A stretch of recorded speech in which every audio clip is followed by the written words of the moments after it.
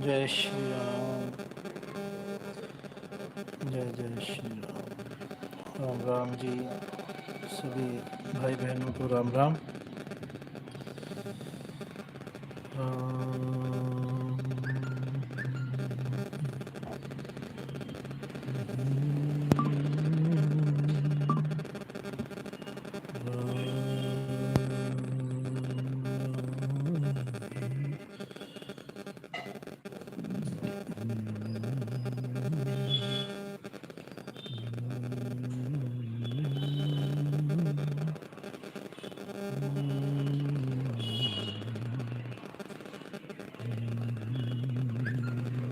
Welcome to outlet.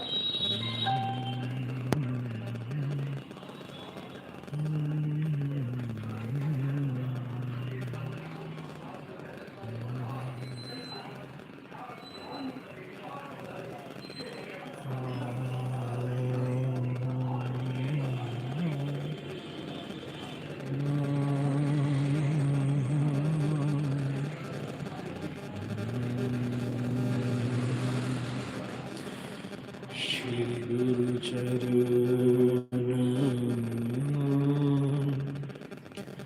Saroj रज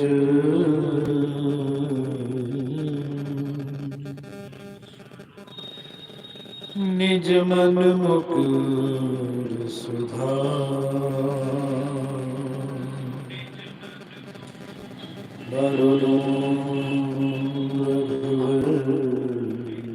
विमल जशु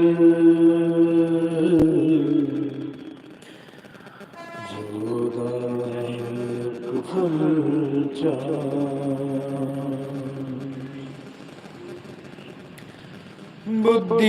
बुद्धिहीन तनु जान के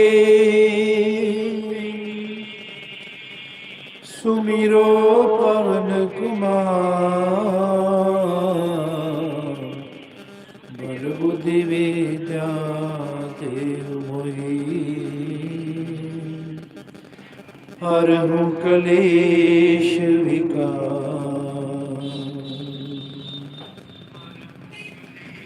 जय हनुमान ज्ञान गुण सागर जय कपीस तिहुँ लोक उजागर।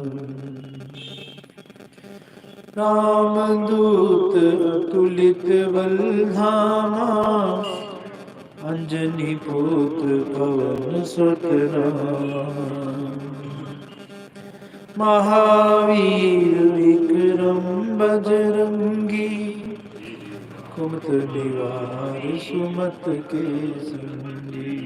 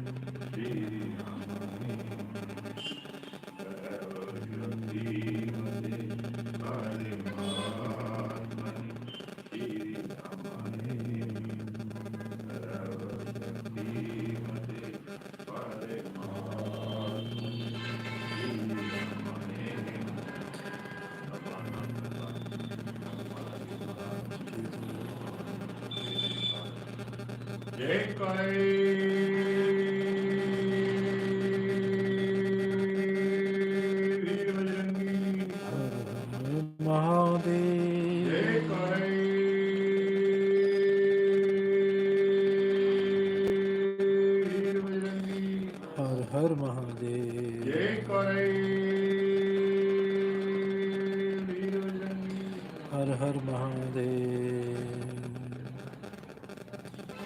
जय श्री राम। जय श्री राम। जय जय श्री राम।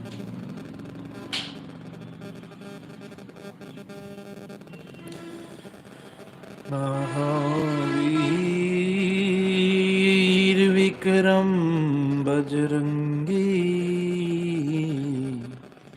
कुमत पार सुमत के संगी। कंचन वरण विराज सुबेसा, कानन कुंडल कंचित केसा। हाथ बजर और ध्वजा विराजै, कांधे मूंज जनेऊ साजै। शंकर सुवन केसरी नंदन, तेज प्रताप महाजगवंदन। विद्यावान गुणी अति चातुर, राम काज करिबे को आतुर। प्रभु चरित्र सुनबे को रसिया, राम लखन सीता मन बसिया। सूक्ष्म रूप धर सिंह दिखावा, विकट रूप धर लंक जरावा। भीम रूप धर असुर सहारे, रामचंद्र के काज सवारे। लाए सजीवनी लखन जियाए, श्री रघुवीर हर शहपुर लाए। रघुपति कीनी बहुत बड़ाई, तुम मम प्रिय भरत ही संभाई। सहस बदन तुमरो जस गावे, अस कै श्रीपति कंठ लगावे। सनकादिक ब्रह्मादि मुनीसा, नारद सारद सहित अहिसा। जम कुबेर दिगपाल जहाते, कवि को विद कह सके कहाँ ते। तुम उपकार सुग्रीव ही कीना, राम मिलाए राजपद दीना। तुम्हरो मंत्र विभीषण माना, लंकेश्वर भय सब जग जाना। जुग सहस्त्र जोधन पर भानु, लील्यो ताहि मधुर फल जानु। तब मुदरी का मेल मुख माहे, जल्दी लांग गए अचरज नाहे। दुर्गम काज जगत के जेते, सुगम अनुग्रह तुम रे ते। राम दुआरे तुम रखवारे, होत न आज्ञा बिन पैसारे। सब सुख लय है तुम्हारी शरणा, तुम रक्षक का को डरना। आपन तेज समारो आपे, तीनों लोक हाँकते कांपे। भूत पिशाच निकट नहीं आवे, महावीर जब नाम सुनावे। नासै रोग हरै सब पीरा, जपत निरंतर हनुमत बीरा। संकट ते हनुमान छुड़ावे, मन करम वचन ध्यान जुलावे। सब पर राम तपस्वी राजा, तिनके काज सकल तुम साजा। और मनोरथ जो कोई लावे, सोई अमित जीवन फल पावे। चारों तरफ चारों जुग पर ताप तुम्हारा, है प्रसिद्ध जगत उजियारा। साधु संत के तुम रखवारे, असुर निकंदन राम दुलारे। अष्ट सिद्धि नौ निध के दाता, असबर दीन जानकी माता। राम रसायन तुमरे पासा, सदा रहो रघुपत के दासा।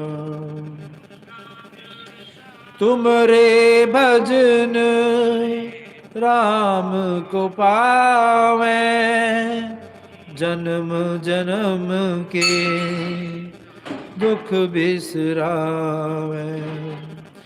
अंत काल रघुबरपुर जाई, जहाँ जन्म हरि भक्त कहाई।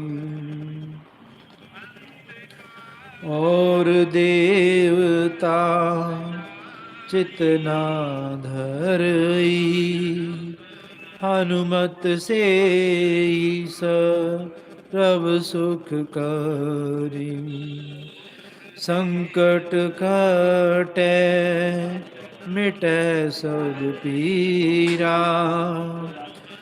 जो सुमरै अनुमत बलबीरा। जय जय जय हनुमान गोसाई, कृपा करू गुरु देव की नाई। जो सत बार पाठ कर कोई, छूटे बंद महासुख होई। जो ये पढ़े हनुमान चालीसा, होए सिद्धि साखी गौरी सा। तुलसीदास सदा हरि चेरा, की जयनाथ हृदय में डेरा, पवन तनय संकट हरन मंगल मूरत रूप, राम लखन सीता सहित हृदय बसु सुरभूप, मेरे श्री राम जय श्री राम।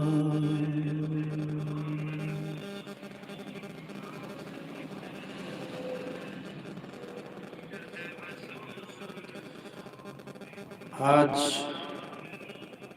अब और यहाँ आप देख रहे हैं, दर्शन कर रहे हैं बालाजी महाराज का सजा हुआ सुंदर दरबार,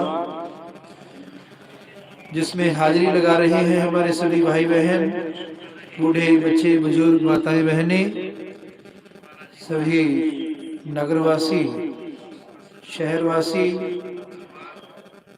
अद्भुत दिव्यता भव्यता से भरे हुए हमारे सभी दर्शनीय स्थानीय आध्यात्मिक स्थल, जहाँ पर हम सब अपने आध्यात्मिक मानवीय मूल्यों को फिर से पुनर्जीवित करते हैं, जिससे हमारा देश जाना जाता है, जिससे हमारा समाज पहचाना जाता है। जिन मानवीय मूल्यों के हमारे महापुरुष, हमारे शास्त्र, हमारे ग्रंथ धनी हैं, वो है आध्यात्मिक मूल्य। पूरे देश और दुनिया में हर क्षेत्र में हम देखते हैं, चाहे वो आर्थिक क्षेत्र है, सामाजिक है, राजनीतिक, धार्मिक, किसी भी क्षेत्र में देखें तो भारत आज चहुमुखी विकास कर रहा है।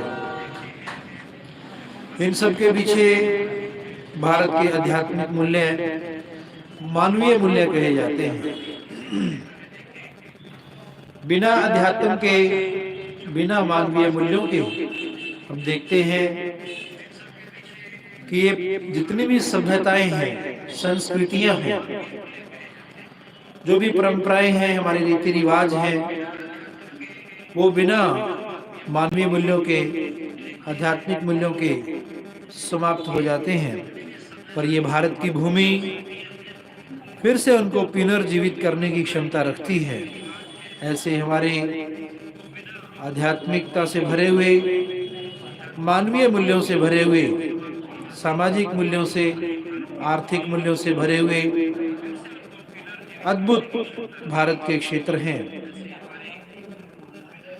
जिनके पीछे जुड़ी है हमारी भावना, हमारे भाव, हमारी सोच और भगवान राम जी की ऊर्जा शक्ति, जिसे प्राप्त कर हम,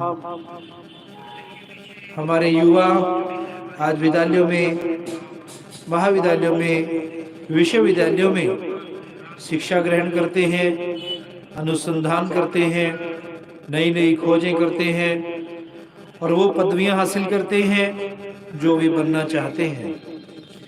तो वे महापुरुष जिनको आज पढ़ करके, अध्ययन करके हमारे विश्वविद्यालयों से विद्यार्थी शिक्षा ग्रहण करते हैं, उन महापुरुषों ने, ऋषि मुनि, योगी, त्यागी, तपस्वियों ने अपना पूरा का पूरा जीवन प्रकृति के साथ बिताया, पूरा जीवन सत्य की खोज में लगाया। ऐसे महापुरुषों की धरती सिरसा कही जाती है। भारत की भूमि, भारत का हरियाणा, हरियाणा का सिरसा, ये वो स्थान है जहाँ पर आए Lord Krishna, Lord Rama, Lord Shiva, जहाँ बहती है ज्ञान की गंगा सरस्वती नदी, जहाँ दर्शन होते हैं श्री तारा बाबा कुटिया के, जहाँ के विद्यालयों में विश्वविद्यालयों महाविद्यालयों में शिक्षा ग्रहण कर आज विश्व भर में अपनी सेवाएं प्रदान करते हैं विद्यार्थी व्यवसायी। वो चौधरी देवीलाल विश्वविद्यालय, और जहां पर आए श्री गुरु नानक देव जी महाराज स्टार्टर ऑफ सिखिज्म, जिनका जन्म 1469 में हुआ, जिन्होंने अपना 40 दिन का समय इस धरती के ऊपर बिताया और ऐतिहासिक स्थल हिस्टोरिकल प्लेस बना, उसका दर्शन भी आज आप सिरसा से ही प्राप्त करते हैं। जहां पर आए शाह मस्ताना जी महाराज 1948 में, तो ये अद्भुत ऐसी धरती जहां पर सभी आध्यात्मिक क्षेत्र से जुड़े हुए, आध्यात्मिक मूल्यों से, मानवीय मूल्यों से प्रेरित करने वाले भाई बहनों के दर्शन आज आप डिस्ट्रिक्ट सिरसा हरियाणा से कर रहे हैं, जिनके पीछे हमारे महापुरुषों की ऊर्जा शक्ति, उनके आशीर्वाद, उनका वरदान ही ऐसा है कि आज विश्व भर में इस स्थान के दर्शन पाने के लिए, यहाँ के पेड़ पौधे, जीव जंतु, पशु पक्षियों के दर्शन करने के लिए सारी दुनिया लालायित है। और जहाँ पर हर बच्चा भक्ति के रंग में रंगा हो, जहाँ के घर घर में माता सरस्वती के दर्शन होते हो, ये वो स्थान है। विश्व का भारत, भारत का हरियाणा और हरियाणा का सिरसा अद्भुत कहा है हमारे महापुरुषों ने। हमारे महापुरुष महात्मा जी जो इस संसार में आए, उन्होंने भारत देश को ही क्यों चुना, ये कई बार विदेशी लोग प्रश्न करते हैं। तो इसके पीछे एक बहुत बड़ा ऐतिहासिक कारण रहे हैं। ऐसे जलवायुविक कारण हैं जो प्रकृति के द्वारा प्रदत्त हैं। यहाँ की जलवायु विभिन्नताएं, यहाँ की सांस्कृतिक विभिन्नताएं, यहाँ की सामाजिक विभिन्नताएं, यहाँ की आध्यात्मिक विविधताएं प्रेरित करती हैं सभी महापुरुषों को।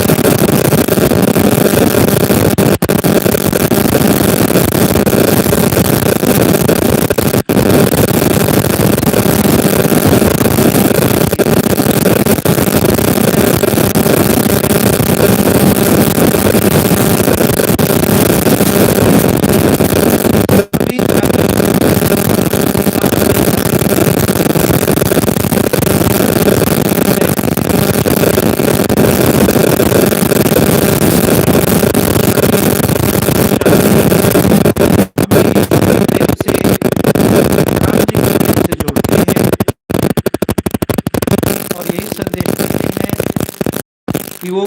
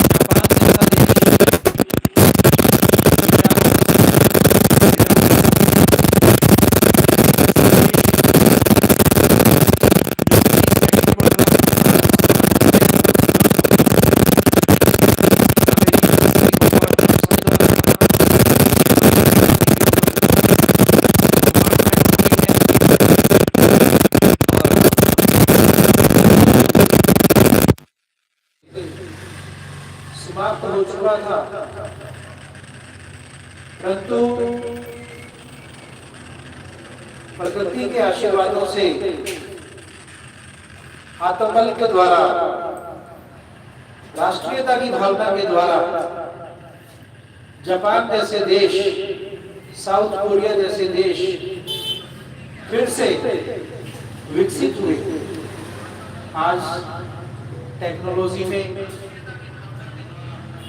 तकनीक के क्षेत्र में ये वो देश हैं जो अव्वल दर्जे पे है। नित्य प्रति हर वर्ष, हर महीने नई नई तकनीक, नई नई खोजें इन देशों के अंदर होती हैं। और ऐसे विकासशील देश आज जापान, साउथ कोरिया से, जर्मनी जैसे देशों से प्रेरणा लेते हैं, टेक्नोलॉजी को सीखते हैं और अपने देश के उपयोग के लिए, देश के लाभ प्राप्त करने के लिए वे टेक्नोलॉजी का अपने ही देश के अंदर प्रयोग करते हैं। तो ये प्रेरणा स्रोत बने हुए हैं जापान, साउथ कोरिया। जैसा कि हमारे वर्तमान प्रधानमंत्री मोदी जी ने गुजरात स्टेट को विकसित किया, जिसका इतिहास साउथ कोरिया रहा। भारत में विभिन्न क्षेत्रों में अद्भुत तकनीकों का प्रयोग करने के लिए हमें जापान की टेक्निक का सहारा लेना पड़ रहा है। आज भी हम विदेशी टेक्नोलॉजी को रिसीव कर पूरे देश और दुनिया के एक्सपोर्टर, एक्सप्लोरर और एक्सपोजर बने हुए हैं। मूलतः इनके पीछे सबसे बड़ा कारण भारत की राष्ट्रीयता की भावना, देशभक्ति की भावना, देश प्रेम की भावना होती है। यहाँ हमारे सभी युवा प्रयासरत हैं, अद्भुत गतिशीलता के साथ, प्रगतिशीलता के साथ, निरंतरता के साथ लगे हुए हैं और नई नई खोज, नए नए आविष्कार करके भारत माता का नाम आज सोशल मीडिया पे भी रोशन कर रहे हैं। सोशल मीडिया में जैसे फेसबुक, इंस्टाग्राम, यूट्यूब, वेबसाइट्स, तो डिफरेंट टाइप से जो आज तकनीक में होती हुई एडवांसमेंट्स हैं, इन सब की देन, इन सब को ऊपर उठाने वाले अगर कोई हैं, इनको जन्म देने वाले अगर कोई है, creator, generator, operator, starter, beginner, initiator, तो वे भारत के युवा हैं, भारत की संस्कृति है, भारत के आध्यात्मिक सामाजिक मूल्य हैं, भारत के बुजुर्गों का, माता पिता का, पूर्वजों का आशीर्वाद इस धरती को जो मिलता है, उसके परिणाम स्वरूप ही आज युवा अपने हर क्षेत्र में तरक्की करते हैं। और ये महापुरुषों का अनुसंधान है कि जब हम ये समझते हैं कि भगवान राम जी ही हमारे अंदर बैठे बोलते हैं, सुनते हैं, देखते हैं, सोचते हैं, खाते हैं, पीते हैं, चलते हैं, उठते हैं, जितने भी एक्शंस हम करते हैं, जो भी क्रियाएं करते हैं, चाहे वो देखने में आती है या नहीं देखने में आती, चाहे वो प्रत्यक्ष रूप से कर रहे हैं या अप्रत्यक्ष रूप से हो रही है, जैसे दिल का धड़कना, दिमाग के द्वारा सोचा जाना, या हमारे किडनीज के द्वारा, लंग्स के द्वारा, बोन के द्वारा, ब्रेन के द्वारा जितने भी फंक्शंस हो रहे हैं, एक्शंस हो रहे हैं, इन सब में यदि हम भगवान राम जी को महसूस करते हैं तो उस स्थिति में भी, चाहे वो अप्रत्यक्ष रूप से हैं और चाहे वो प्रत्यक्ष रूप से हैं, सभी एक्शंस के पीछे महापुरुषों ने लिखा है, action is religion, karma is dharma, कि जो हम कर्म करते हैं वो ही हमारा सर्वोत्तम धर्म माना है। इस देही को सिमरय देव, सो देही भज हर की सेव, भजो गोविंद भूल मत जाओ, मानुष जन्म का ये ही लाहो। महापुरुषों ने बड़ा ही सुंदर ढंग से वर्णन किया है। लिखा है जी,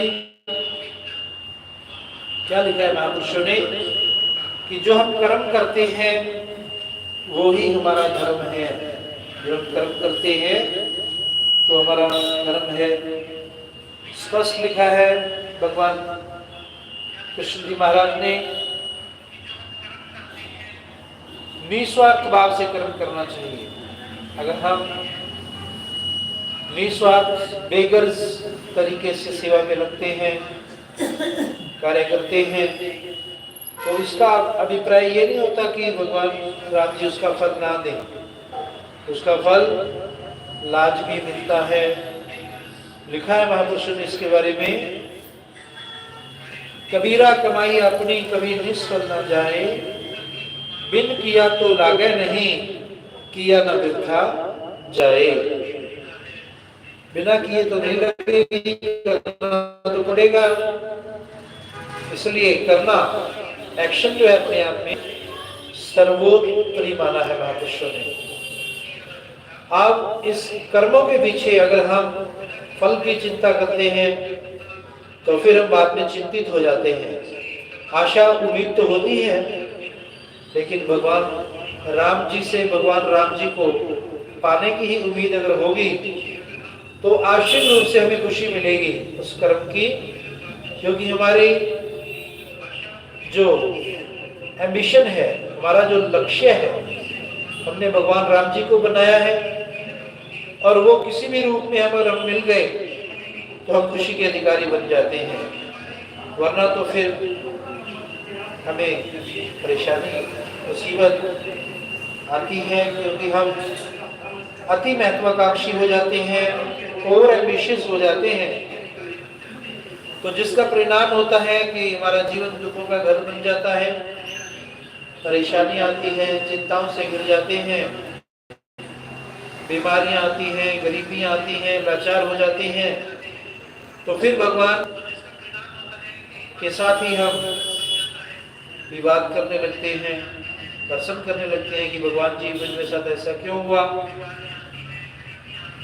पर भगवान जी ने खुद ही लिखा है, क्या लिखा है दुख सुखाए जो भी हो नहीं घबराते, प्रभु प्रेमी तो प्रभु की, ईश्वर की, राम की याद करें हरदम। दुख सुख कपड़े हैं दोनों जिसे हर जीव पहने जी, कभी पहने हैं पीतल को, कभी सोने के गहने जी। कभी चलता है लंगड़ा कर, कभी चलता है छमछम।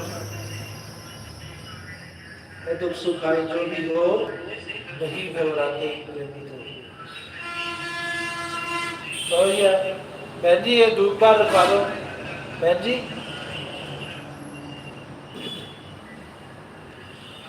तो ये महापुरुषों की, हमारे ऋषि मुनि योगी त्यागी तपस्वियों की खोज है। ऐसे नहीं उन्होंने सारा जीवन लगा दिया, सारा जीवन सत्य की खोज में लगा दिया। ऐसे तो नहीं हमारे तीर्थ स्थलों पे हम शिक्षा प्राप्त करते, क्योंकि उन्होंने बहुत बड़ा त्याग किया होता है, बहुत बड़ा उनका समर्पण होता है।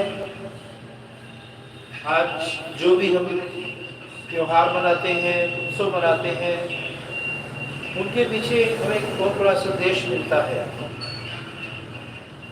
इसी संदेश के माध्यम से ही, संस्कृतियों के माध्यम से, संस्कारों के माध्यम से ही हम आगे बढ़ते हैं। तो यही हमारे महापुरुषों की कल्पनाएं थी।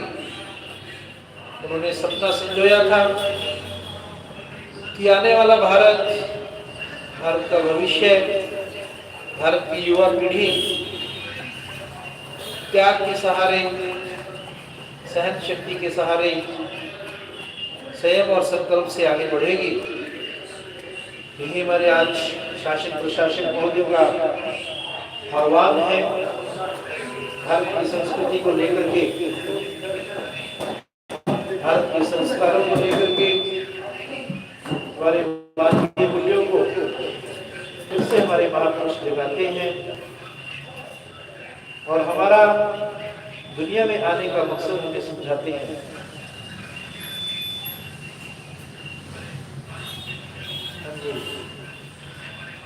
आज के समाचार पत्रों के माध्यम से आप सुन रहे हैं, देख रहे हैं कि जितने भी प्रकार के परिवर्तन आते हैं वो हमें विभिन्नता में एकता का संदेश देते हैं, देश प्रेम का संदेश देते हैं, देशभक्ति की भावना का संदेश देते हैं। कोई भी ऐसा संदेश नहीं होता जो हमें हमारी संस्कृति से, संस्कारों से दूर करे। ये हमारी ही सोच होती है या हमारे आत्मा की चारों ओर विषयों का आवरण होता है जो हमें भगवान राम जी के होने का एहसास नहीं होने देता, वरना तो वो हर कण कण में जर्रे जर्रे में मौजूद है। सरस्वती नदी को फिर से धरा पर लाने के लिए 80% जमीन खरीदने का कार्य हुआ होगा। बसंत पंचमी पर केंद्रीय मंत्री मनोहर लाल के संग स्कूलों के 1100 विद्यार्थियों ने किया मां सरस्वती के श्लोकों का उच्चारण। विहोवा से केंद्रीय ऊर्जा मंत्री मनोहर लाल जी ने कहा कि पवित्र सरस्वती नदी को हरियाणा की पावन धरा पर प्रवाहित करने के प्रयास 1986 से शुरू किए गए थे।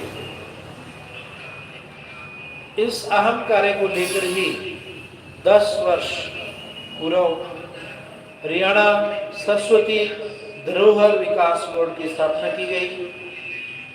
इन 10 वर्षों में बोर्ड के माध्यम से सरस्वती नदी के मार्ग पर जमीनों से कब्जा हटवाने के लिए करीब 80% जमीन या तो दान में या फिर खरीद ली गई है। इस कार्य को पूरा होने के बाद सरस्वती नदी को फिर से प्रवाहित करने के प्रयास पूरे हो जाएंगे। केंद्रीय ऊर्जा मंत्री मनोहर लाल रविवार को विहोवा सरस्वती तीर्थ पर हरियाणा सरस्वती धरोहर विकास बोर्ड की तरफ से आयोजित अंतर्राष्ट्रीय सरस्वती महोत्सव के समापन समारोह के अवसर पर बोल रहे थे। इससे पहले केंद्रीय मंत्री मनोहर लाल, भाजपा नेता जय भगवान शर्मा डीडी, उपाध्यक्ष ध्रुमन सिंह तिरमंच, मुख्यमंत्री के OSD भूषण भारती ने हरियाणा सरस्वती धरोहर विकास बोर्ड की प्रदर्शनी के साथ साथ सरस मेले का अवलोकन किया। इसके उपरांत केंद्रीय ऊर्जा मंत्री सरस्वती तीर्थ पर बनाए गए आरती स्थल पर पहुंचे।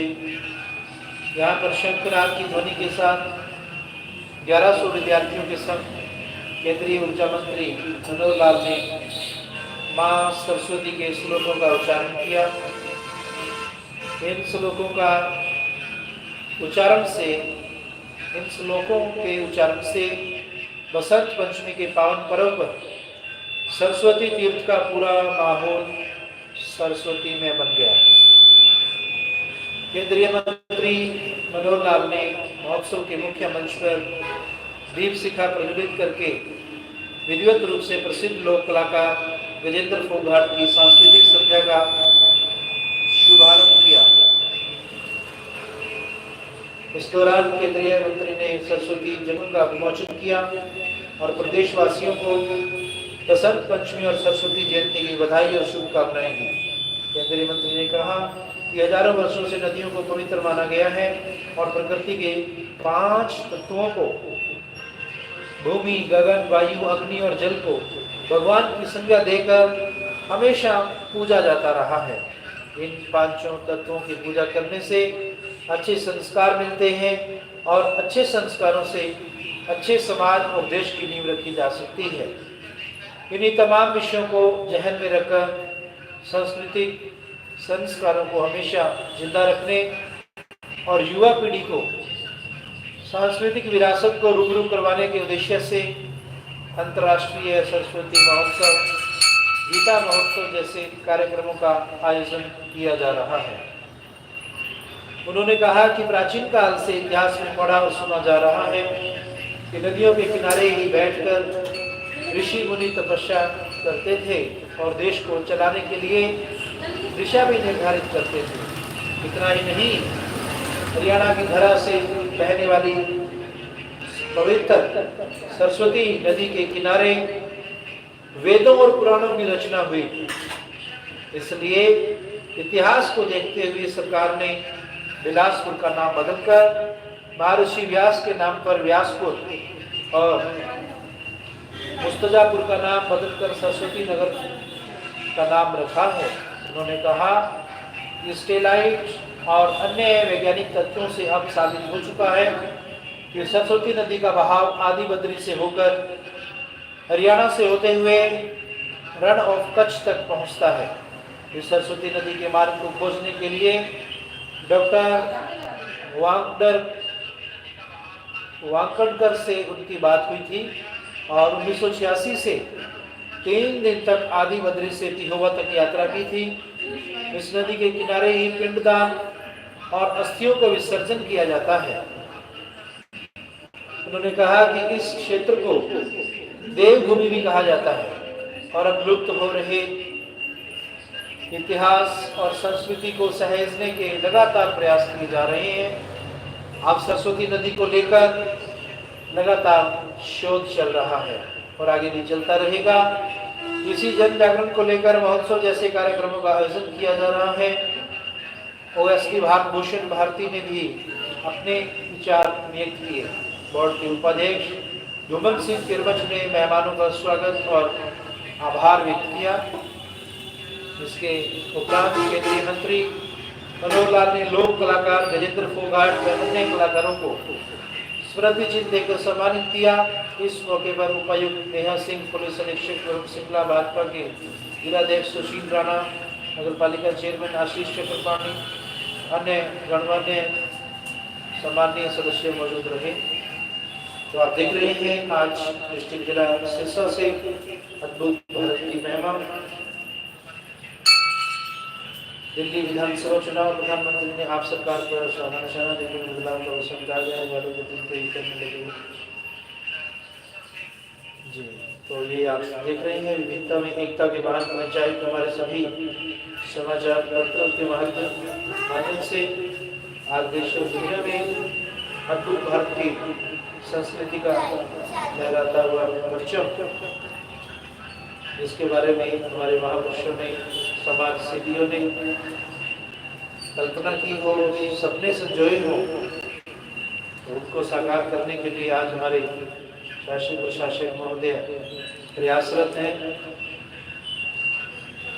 दिल्ली के लोगों में मोदी जी को लेकर उत्साह, 8 को जरूर खिलेगा कमल, मुख्यमंत्री सैनी ने यमुना के पानी को लेकर केजरीवाल का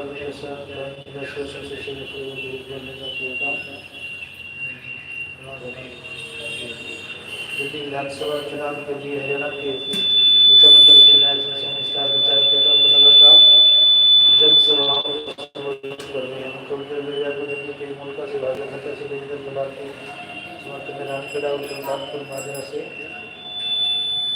गरम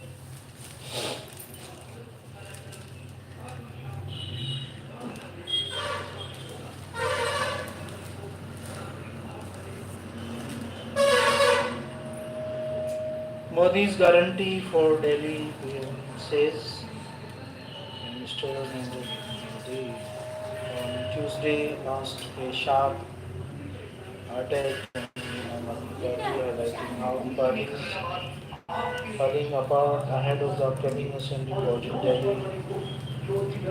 We are seeing that before the voting, Kumbh rallies for Amritsar today. These are all visible, informative, instructive, and directive today.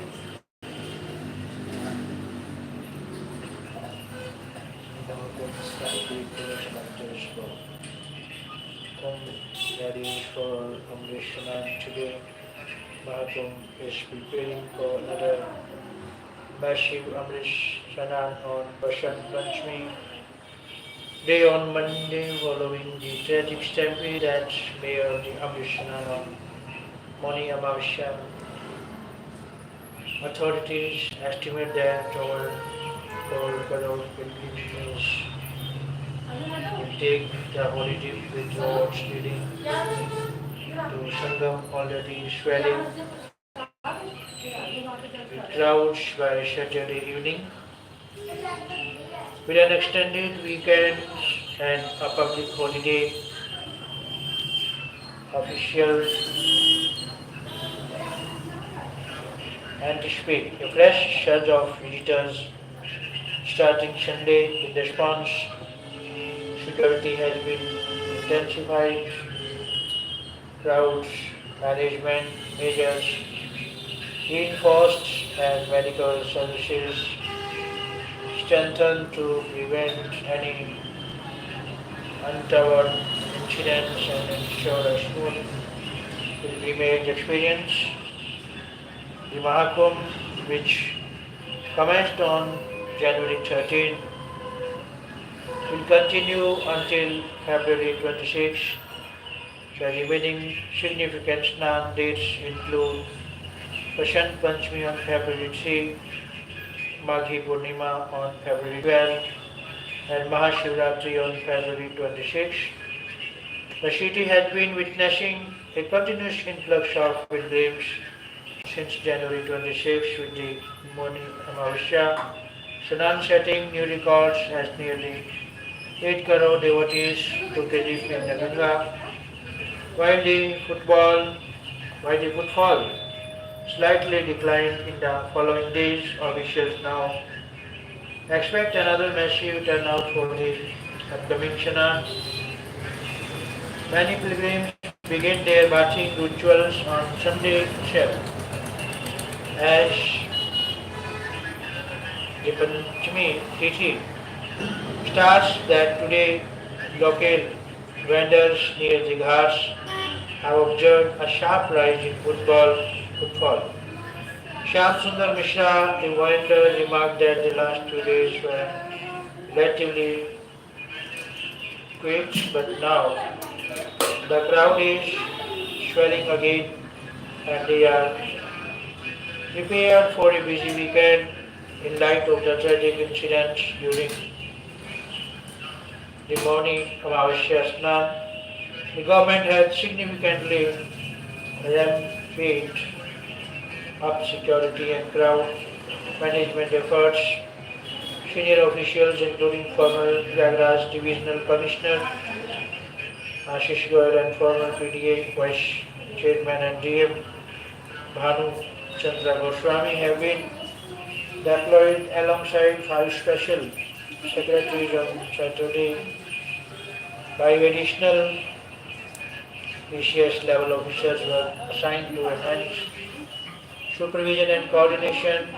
Deputy Inspector General DSG Manoj Kumar Singh assured that past crowd movements have been analyzed and improvements made to ensure better flow and safety so that no devotee faces difficulties. To prevent overcrowding, authorities have identified 28 high-risk zones at Sangam, where police, RAF and paramilitary personnel will be stationed. A senior official overseeing crowd management explained that these 28 locations were the most congested during Mauni Amavasya and Makar Sankranti, and teams will be stationed here to prevent stampedes and maintain orders. Special measures have also been introduced at the ghats. Devotees will be guided to leave the bathing areas immediately after their dip to prevent congestion. Security forces will ensure pilgrims follow designated entry and exit routes. Amit Tiwari, a devotee from Kanpur, shared his experience from Mauni Amavasya, saying that last time it was difficult to move because of the crowd, and he is glad to hear that authorities are making arrangements for better management.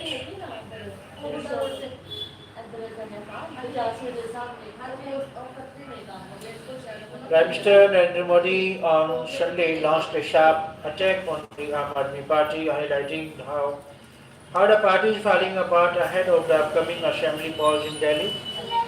We are seeing that even before the voting, झाड़ू के tent के बिखर रहे हैं. The straws of the broom are falling apart. Leaders of Hafda are leaving it. They means people hate this party. Modi said, referring to several AAP leaders quitting the party. Taking on the AAP's claim, the Prime Minister told people that no jhuggi will be demolished in Delhi and no welfare scheme shut in case of the BJP coming to power. Asserting that the union budget had failed, it had filled every family with happiness. Prime Minister Narendra Modi said on Sunday that this is the most middle-class friendly budget in India's history, and only the BJP respects the middle class of the country. He further claimed the union budget presented on Saturday was to ensure that Modi's guarantees were fulfilled. Addressing Sankalp rally at R.K. Puram ahead of the upcoming assembly polls in Delhi, the Prime Minister spoke about various beneficial provisions of the budget for the middle class to claim that never since India's independence, those earning up to rupees 12 lakh have received such a relief. The middle class is saying that this is the most friendly budget for them in India's history, he added. Before beginning his speech, Modi spotted a portrait of himself among the crowd. He asked the Special Protection Group personnel deployed for his security to bring the portrait to him. He also asked the artist to write their address on the portrait and said he would write a letter to the artist. The Prime Minister also took a swipe at the Congress invoking former Prime Minister Jawaharlal Nehru and Indira Gandhi to claim that their governments imposed heavy taxes on people's earnings while his government had eased the tax burden and provided greater relief to the middle class. Prime Minister Modi said, let me present a picture before you. It will help you understand better and make it easier to explain to others.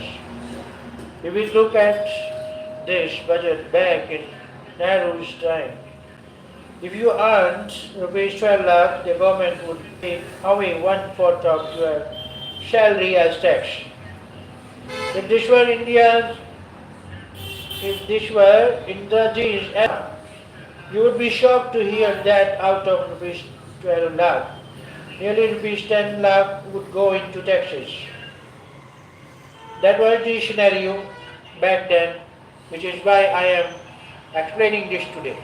He added that while a rupees 12 lakh income mean paying rupees 2.6 lakh in tax under Congress rule, the latest budget presented by his government ensures zero tax on the same earnings.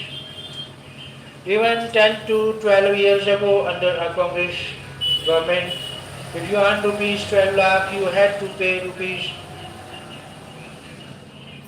2,60,000 in taxes. Now, after yesterday's BJP government budget, a person earning rupees 12 lakh in a year will not have to pay even a single rupee in tax. Prime Minister Modi said. The Prime Minister Modi said many residents of RKPuram have government jobs. They have got not just tax relief, but age pay commission is also being introduced. Pension schemes were consolidated and budget benefits extended to senior citizens and the retired government officials too, he said, adding that young couples too will save a lot on taxes. Prime Minister Modi then underlined the budget offerings to Bihar to reach out to the Purvanchali community in Delhi, which plays a key role in the election. Purvanchal spans eastern Uttar Pradesh and western Bihar, and many migrants from the region have settled in the national capital. The Purvanchali community made me an MP and the PM. The Purvanchali community made me who I am, and they have been taken care of in the budgets. They were neglected in Congress's time. People from Bihar were not respected, but we have respected them, the PM said, pointing to the budget announcements for Bihar. Congress fly eagle over ECI. News from New Delhi. After leveling charges of alleged manipulations in elections, Congress has formed a committee to monitor the conduct of free and fair elections by the Election Commission of India. The committee, named as Empowered Action Group of Leaders and Experts, will first take up the alleged manipulations of voters list in Maharashtra, followed by Haryana, and submit a detailed report to the party high command.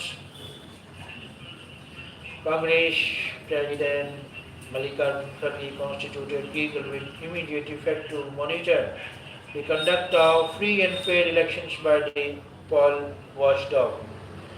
The panel includes Congress Treasurer Ajay Akar and senior leaders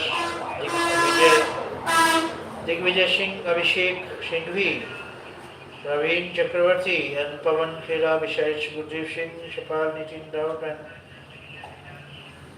others. Besides Maharashtra, Eagle will also analyze past elections in other states. Retired judges files PAL against all freeways. From New Delhi, retired Justice Session Jhinda has moved the Delhi High Court against the Bharatiya Janata Party, Aam Aadmi Party and Indian National Congress over their political promises to distribute cash to the voters in the upcoming assembly polls, alleging that it falls within the meaning of corrupt practices.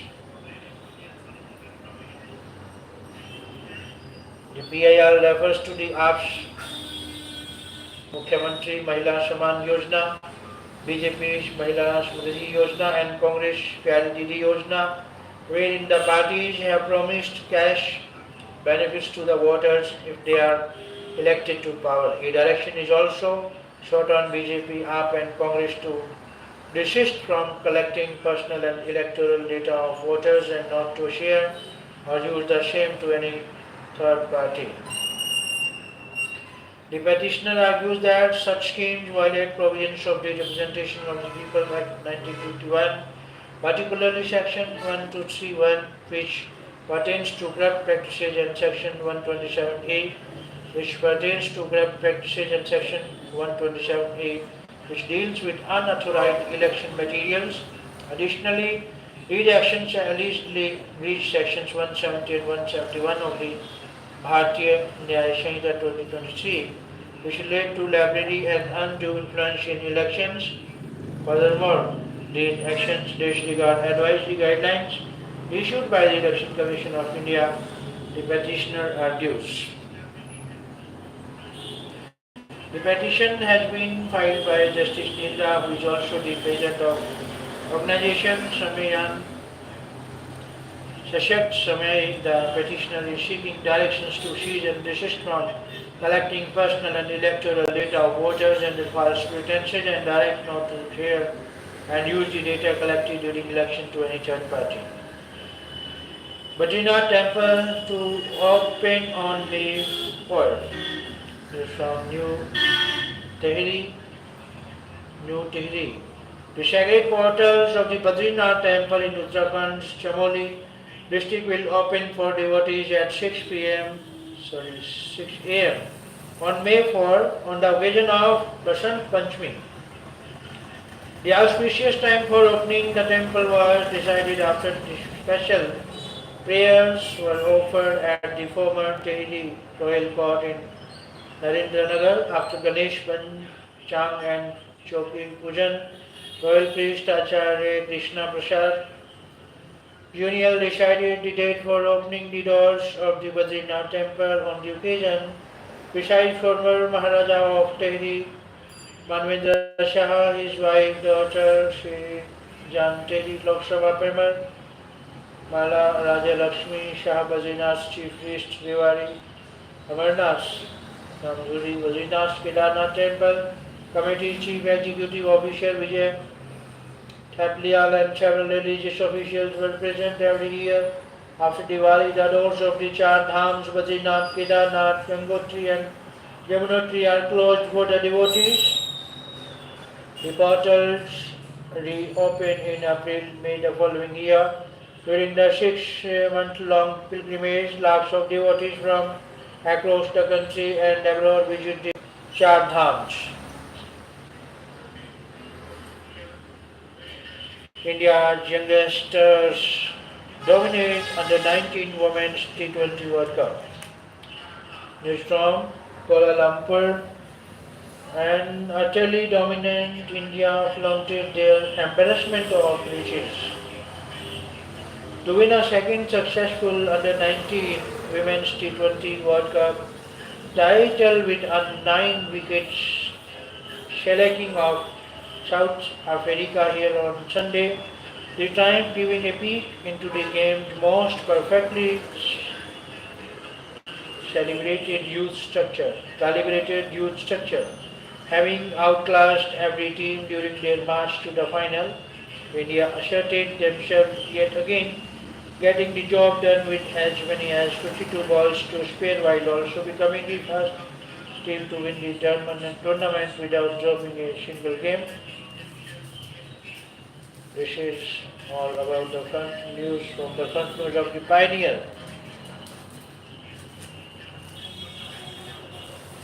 Next is Himachal reels under worst Jan rate deficit in 6 decades, 9th diet since 1901.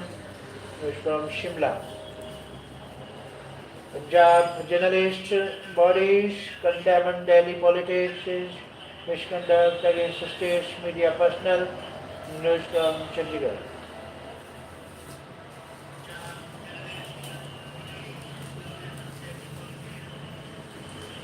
Day 69 of hunger strike. The Leval's health worsens amid dust government standoff. Preparations on for Feb 14 crucial meeting with Centre. From Chandigarh.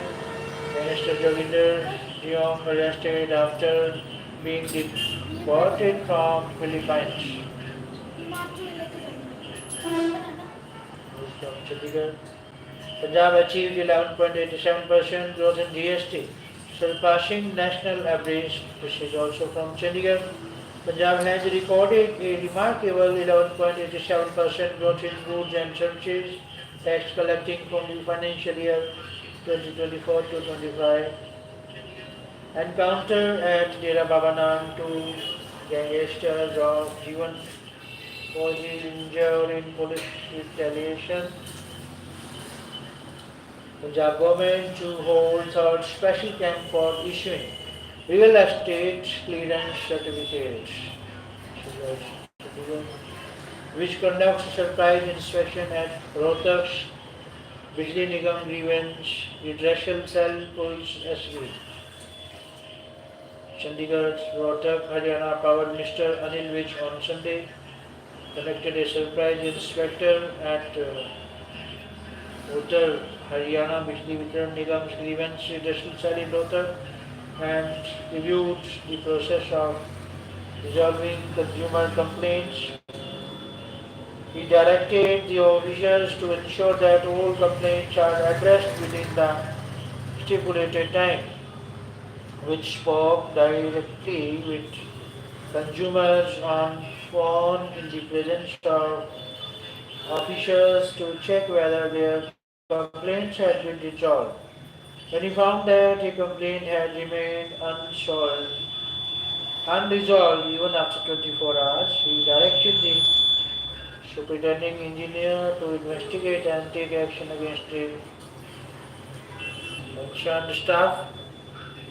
The minister further directed the SE to review all complaints that had not been resolved within 4 hours. He directed that an explanation be taken from the concerned staff and a report be submitted to him.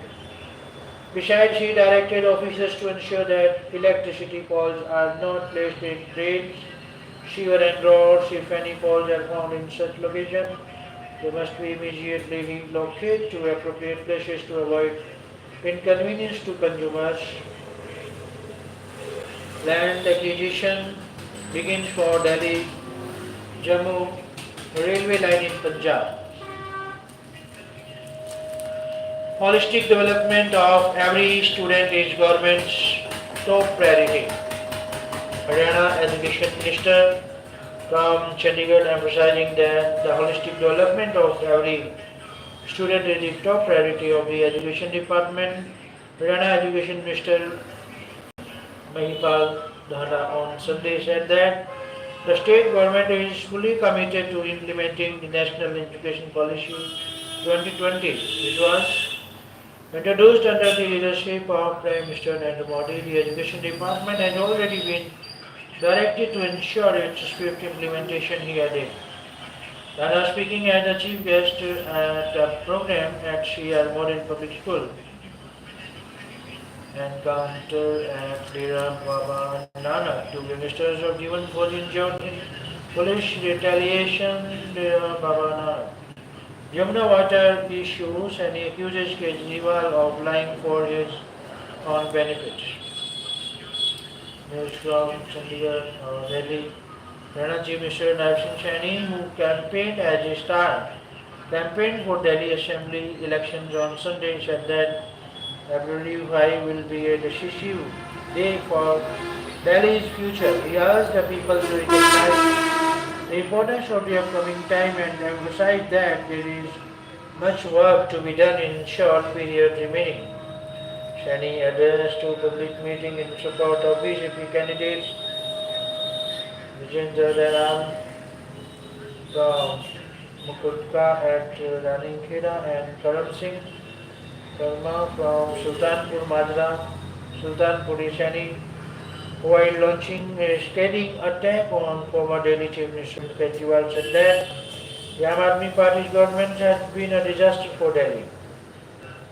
He accused Kejriwal of harnessing every section of Delhi's population over the past decade. Kejriwal has done nothing but deceive the public with false promises, Saini said. He pointed out that Kejriwal had promised clean water for Delhi and claimed that he would clean the Yamuna river.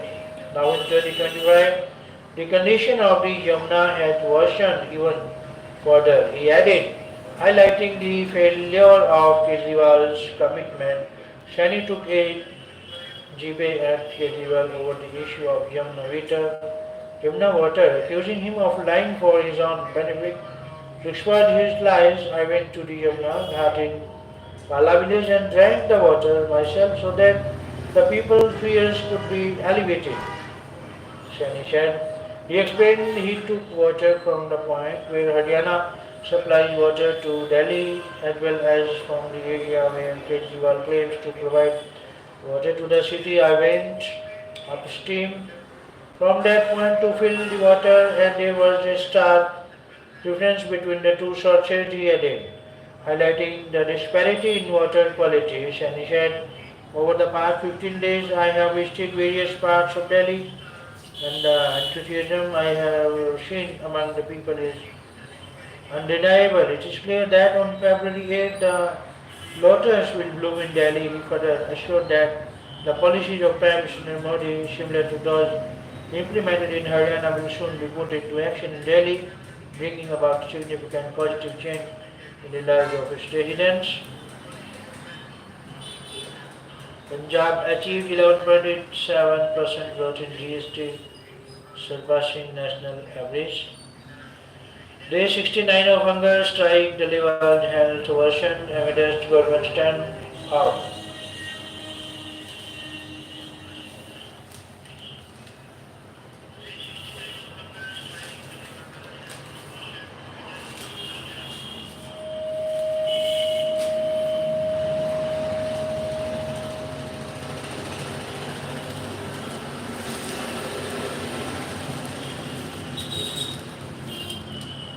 Budget is by the people, for the people, says Finance Minister.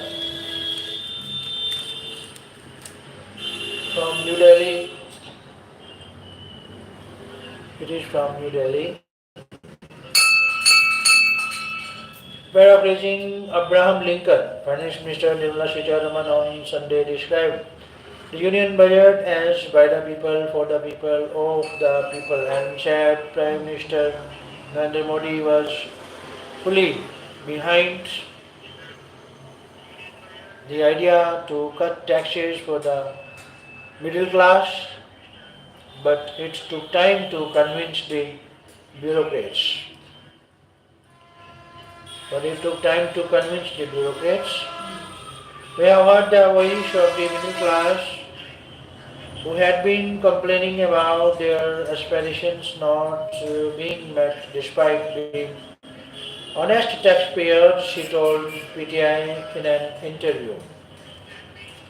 With the honest and proud taxpayers wanting the government to do more to limit the impact of factors like inflation, the Prime Minister was to ask Sitharaman to look at ways to give relief.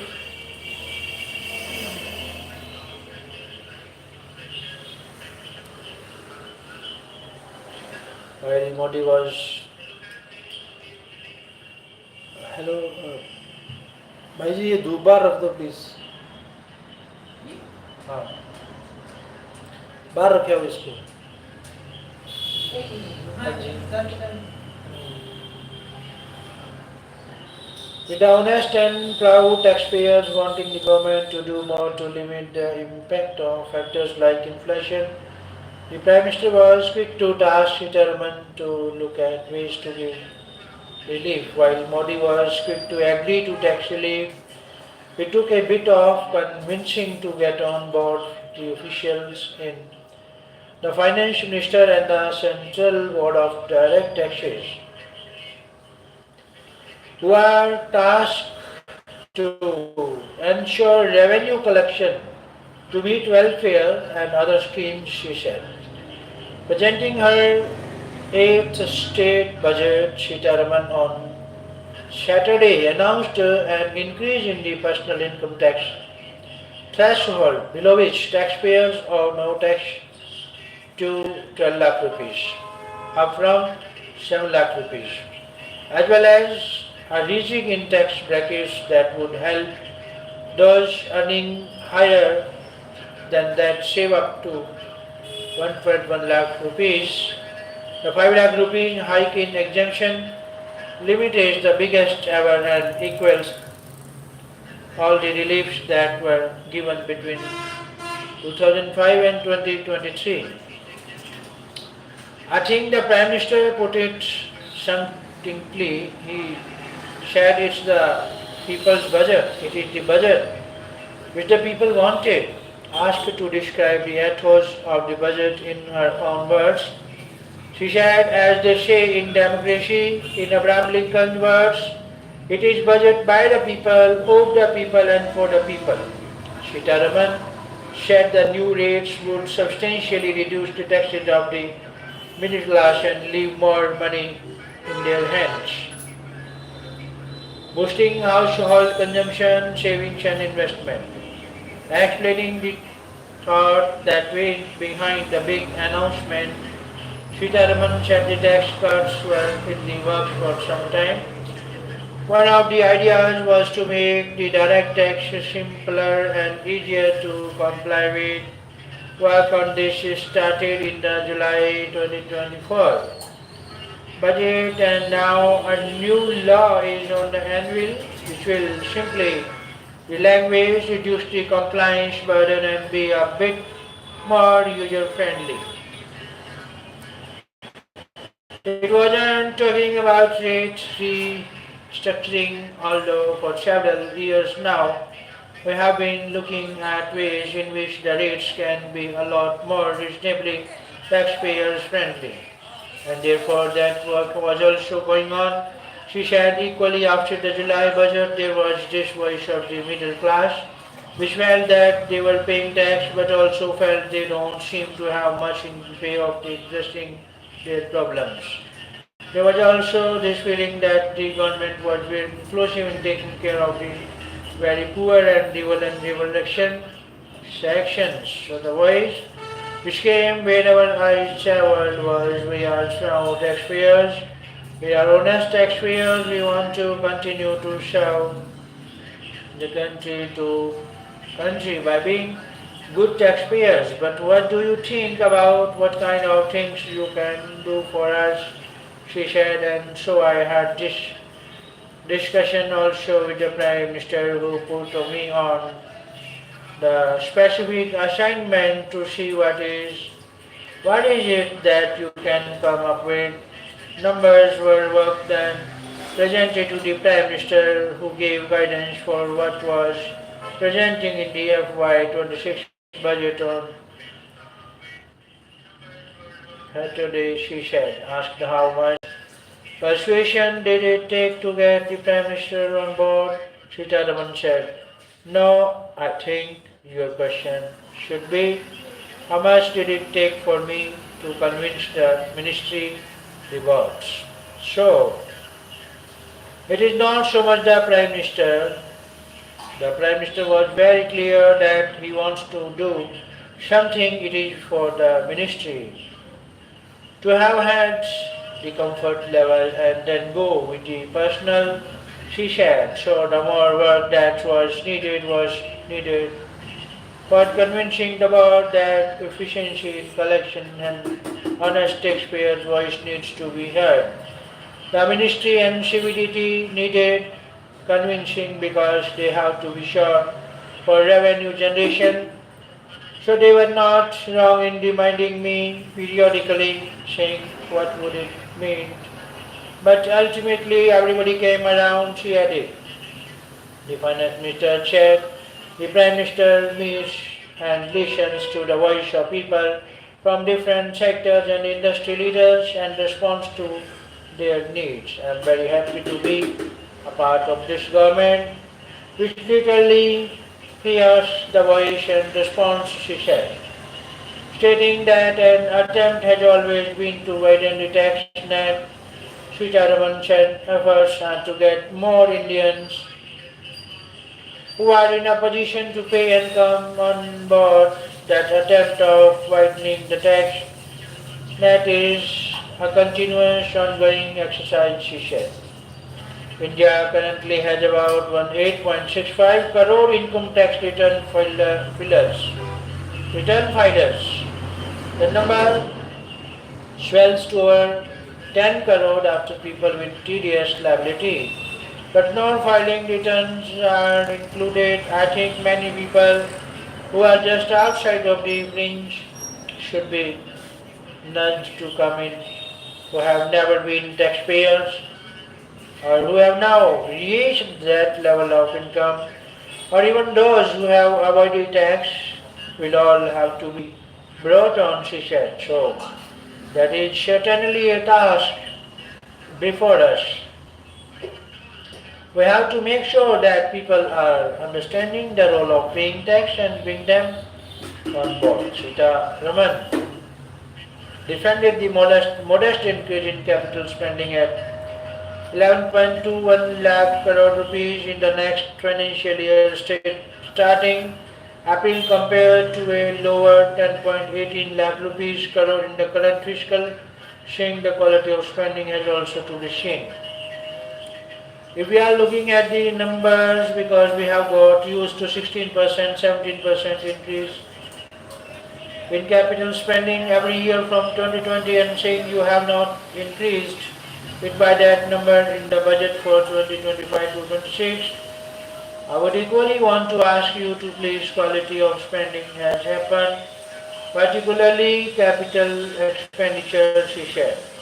She was also appreciative of the states which received the 50-year interest-free share of the money which went from the central government side as capital expenditure for them.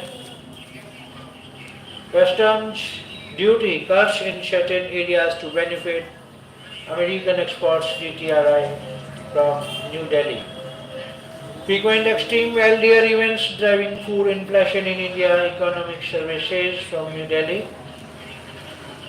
Industry experts hail steps for boosting clean energy from New Delhi. It is being said.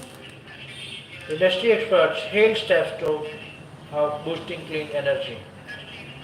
Industry experts hailed steps for boosting clean energy like nuclear fission, incentives for critical minerals and renewable equipment in the budget presented on Saturday by Union Finance Minister Nirmala Sitharaman announced a 200,000 crore rupees nuclear mission and duty expansion. Duty exemptions for crucial minerals and capital goods for electric vehicles to step up energy transition.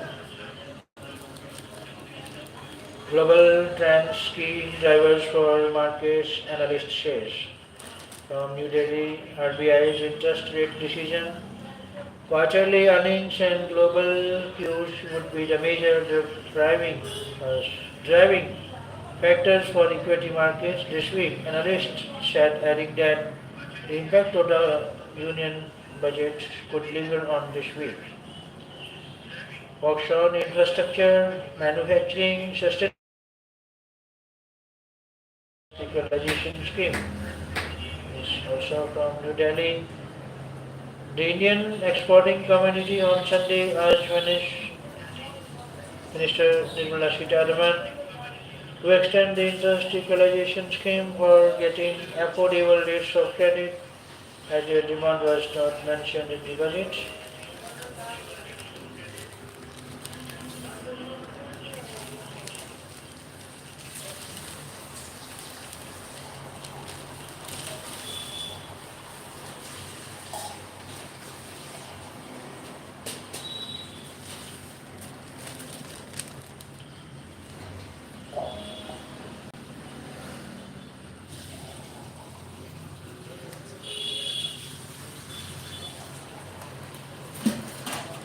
RSS affiliate SGM says budget of this year prudent addresses key concerns.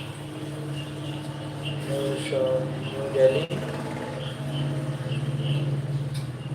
Hailing the union budget as prudent budget amidst challenges, the Swadeshi Jagran Manch on Sunday shared it as tried to address all the key concerns to take the country's economy forward and also make it self-reliant.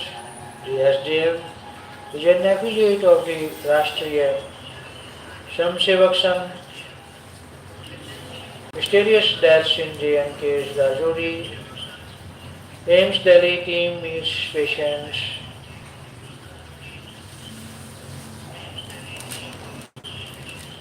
Minister Jagidar Young reported from Philippines handed over it to the Delhi police. Supreme Court to hear on February 3 plea seeking safety measures for devotees at Mahakumbh. This from New Delhi Pioneer News Service. The Supreme Court is scheduled to hear on Monday a plea seeking implementation of specific guidelines and regulations to ensure safety of devotees, turning the Mahakumbh where at least 30 people were killed and 16 injured in a stampede on January 29 according to the court list on February 3 uploaded on the Apex Court website. A bench comprising Chief Justice Sanjeev Khanna and Justice Sanjay Kumar is slated to hear the PIL filed by Advocate Vishal Tiwari. The petition seeks to prevent stampede incident and protect the fundamental rights of equality and life under Article 21 of the Constitution. The plea, which made the central and all the states as parties, had sought a direction to the center and the state governments to work collectively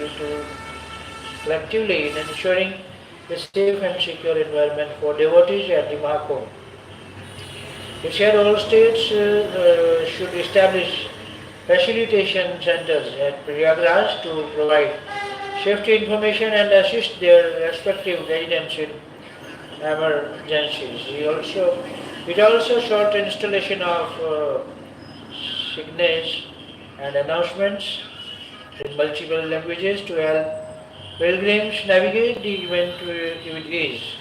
All states shall establish in proper manner their facilitation centers at the Mahakumbh. These centers shall provide and display the basic information regarding the safety measures and guidelines to the persons coming from their states. In emergency, these centers shall be ready for any assistance, it said. The police said SMSs and WhatsApp messages be used to disseminate safety protocols to identities. There is a need for coordination between for the Uttar Pradesh government and other states to ensure the availability of doctors and nurses at the venue itself. The plea also sought regulation of VIP movements and said public safety should be given priority over VIP protocols to prevent congestion and ensure smooth crowd movement.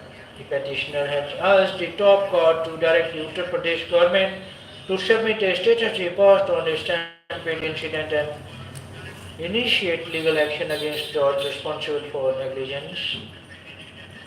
The stampede took place on January 29 on the occasion of Mauni Amavasya, one of the most auspicious days of the Hindu calendar.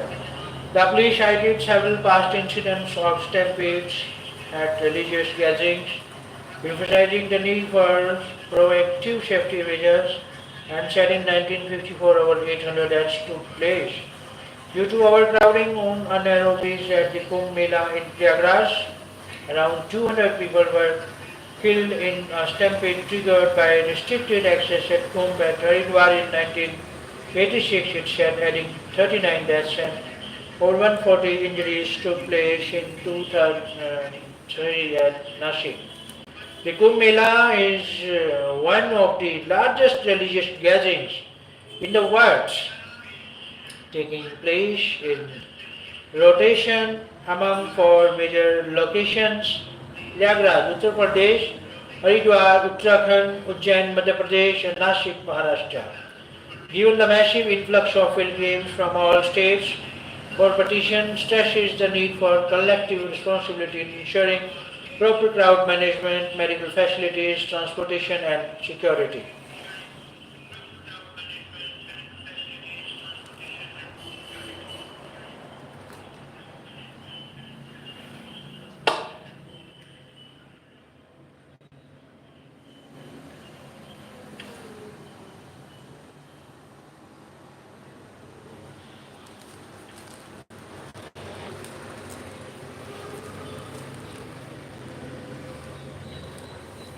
Mahakumbh Stampede Congress slams BJP. Pioneer News Service from New Delhi. The Congress on Sunday asked why the BJP government is not revealing the actual number of those who died in the Mahakumbh Mela so. Supreme Court conference deliberately issues faced by state judiciary. Pioneer News Service, New Delhi. Identification of bottlenecks in case disposal and strategies to reduce backlog of cases at different levels came up for discussion at a nation at conference organized by the Supreme Court here on issues faced by the state judiciary. The conference held on Saturday witnessed participation of judges of the top courts, the high courts, as well as the district judiciary. The idea behind this conference was to engage in a meaningful dialogue with different stakeholders and functionaries in the state judiciary, especially the district courts, to first understand the challenges being faced by them and thereafter chalk out a plan to address the same. The apex court administration said in days. The conference had 4 technical sessions which covered diverse topics affecting the performance of state judiciary. The technical sessions were chaired by the judges of the apex court, including Chief Justice of India Sanjeev Khanna. It said the first session witnessed discussions on ways to narrow the gulf between institution and disposal of cases, identification of case types, flooding judicial dockets, identification of bottlenecks in case disposal and strategies to reduce backlog of cases at different levels. The statement said in one of the sessions the feasibility of having a uniform case categorization in different parts was explored. In this session, ways to leverage technology and better to optimize the judicial processes were also deliberated upon, the release said. It said discussions were also held on timely recruitment of judicial officers, recruitment or empanelment of public prosecutors or legal aid counsels, creation of a permanent IT and data cadre in all high courts and district courts, and measures to enhance objectivity in the process of recommending suitable candidates from district judiciary for elevation to the high courts. Discussions on career progression and continuous performance evaluation of judicial officers, need for establishing a common curriculum for training and capacity building of judicial officers, and ways of ensuring accountability of judicial officers and court staff were also held during these sessions. CAG building infra and processes to harness even and ML Sanjay Murthy, News from New Delhi, Pioneer News Service. India's apex auditor is building the necessary infrastructure and processes to harness artificial intelligence and machine learning for auditing processes and to audit A1 applications themselves as the country aims to become a USD 30 trillion economy by 2047, CAG K. Sanjay Murthy said. Speaking at the World Forum of Accountants hosted by ICAI on Saturday, Controller and Auditor General Modi said a USD 30 trillion economy will be necessarily digital as organizations expand into emerging areas and global champions are born. Accounting and auditing professionals will have to provide the required support. Adopting new technologies would help bring required efficiencies. Efficiencies in the accounting and auditing processes,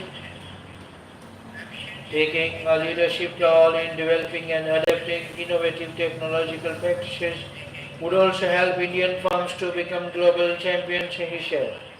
While addressing the Institute of Chartered Accountants of India program here on Saturday, understanding the key role of digital technology as a major enabler as well as disruptor, the CAG said the range of technological solutions that are now available have transformed the scale and potential at which organizations can achieve higher performance outcomes. For us, it's an exciting challenge as the India of 2025 move towards becoming a Viksit Bharat of 2047, which aspire to have an economy of USD 30 trillion. More companies and larger government budget cannot be handled by physically replicating existing structures and processes. Technology will have to be leveraged to keep up and deliver, he said. The CAG's address coverage covered the gamut of technology and innovation in auditing and accounting, pointing out how even machines learning, robotic, automation and blockchain technology have revolutionized the field. The evolution of technology and adaptation will require a transformation in intellectual and infrastructural capacities, he said, referring to the recent Future of Jobs Reports 2025 by the World Economic Forum. Moody noted how it had highlighted the drivers of transformation and skill sets needed in coming years. We have embarked upon a comprehensive digitalization journey. We are committed to further integrating advanced technologies to bolster audit capabilities, recognizing the transformative potential of even and ML. AI and ML, we have already taken the leap of faith and started building necessary infrastructure and process to harness these technologies to use them in auditing process and to audit even applications themselves, he said. Talking about the CAG's digitalization journey, he said a major development is the implementation of the one IAAD one system and end-to-end audit information management system AIMS and a web-enabled IT application that supports multiple languages, offers offline functionality and major includes a mobile application for audit. Mobile application for audits in a fully digital environment.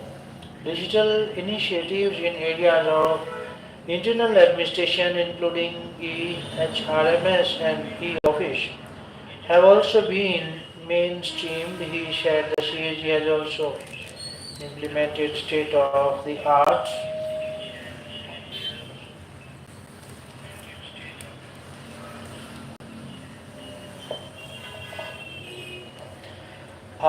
data analytic capabilities through its dedicated center to enable analysis-driven audits.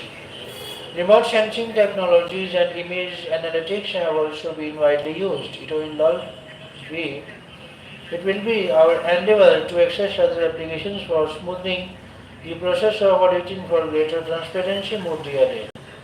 The World Forum of Accountants is an annual conference and it was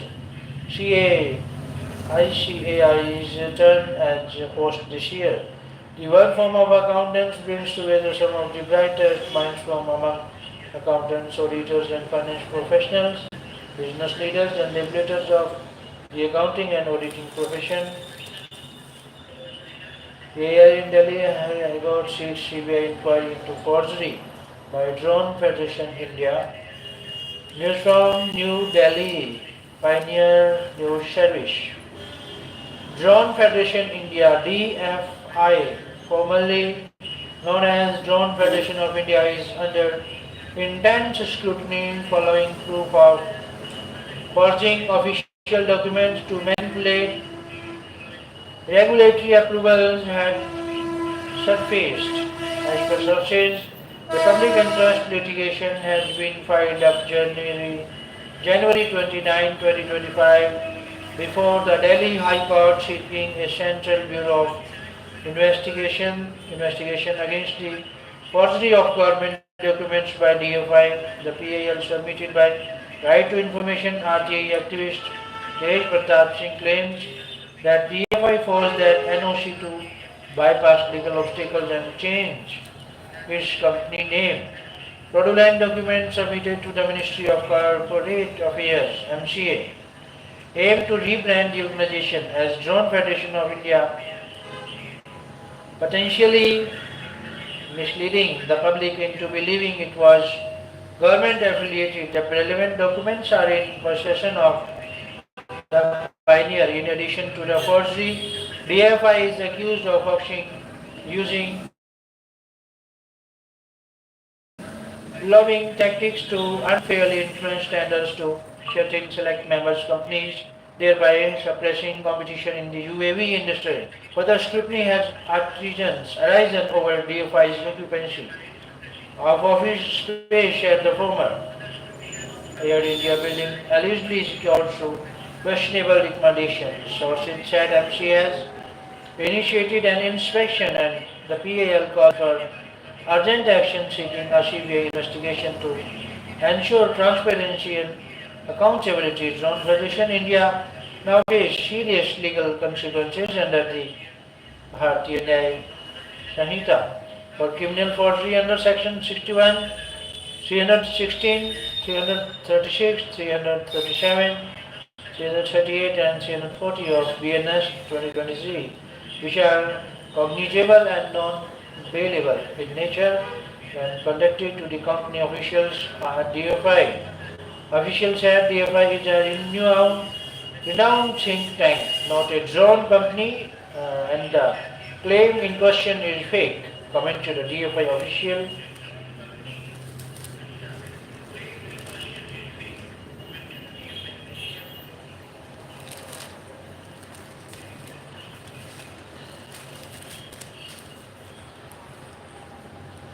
Now, news from the world.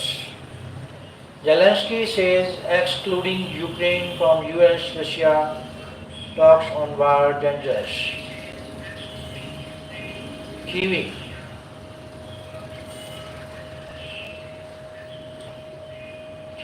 Ukrainian President Vladimir Zelensky said Saturday that excluding his country from talks between the US and Russia about the war in Ukraine would be very dangerous and asked for more discussions between Kyiv and Washington to develop a plan for a ceasefire. Speaking in an exclusive interview with the Associated Press, Zelensky said Russia does not want to engage in ceasefire talks or to discuss any kind of concessions, which the Kremlin interprets as losing at a time when its troops have the upper hand on the battlefield. He said US President Donald Trump could bring Russian President Vladimir Putin to the table with the threat of sanctions targeting Russia's energy and banking system as well as continued support of the Ukrainian military. I think these are the closest and most important steps. He said in the interview in the Ukrainian capital that lasted for more than an hour. Zelensky's remarks followed comments Friday by Trump, who said American and Russian officials were already talking about ending the war. Trump said his administration has had very serious discussions with Russia, but he did not elaborate. They may have their own relations, but talking about Ukraine without us, it is dangerous for everyone, Zelensky said. He said his team has been in contact with the Trump administration, but those discussions are at a general level, and he believes in-person meetings will take place soon to develop more detailed agreements. We need to work more on this, he said, adding that Trump understandably appeared to be focused on domestic issues in the first weeks after His inauguration, the nearly 3-year war in Ukraine, is at a crossroads. Trump promised to end the fighting within 6 months of taking office, but the two sides are far apart, and it is unclear how a ceasefire deal would take shape. Meanwhile, Russia continues to make low but steady gains along the front, and Ukrainian forces are enduring severe manpower shortages. Most Ukrainians want a pause in fighting to rebuild their lives. The country faces near daily Russian attacks on homes and strike on power systems have plunged entire cities into darkness. Millions of Ukrainians have been displaced, unable to return to their homes. After vast tracts of the country's east have been reduced to rubble, nearly a fifth of Ukraine is now occupied by Russia.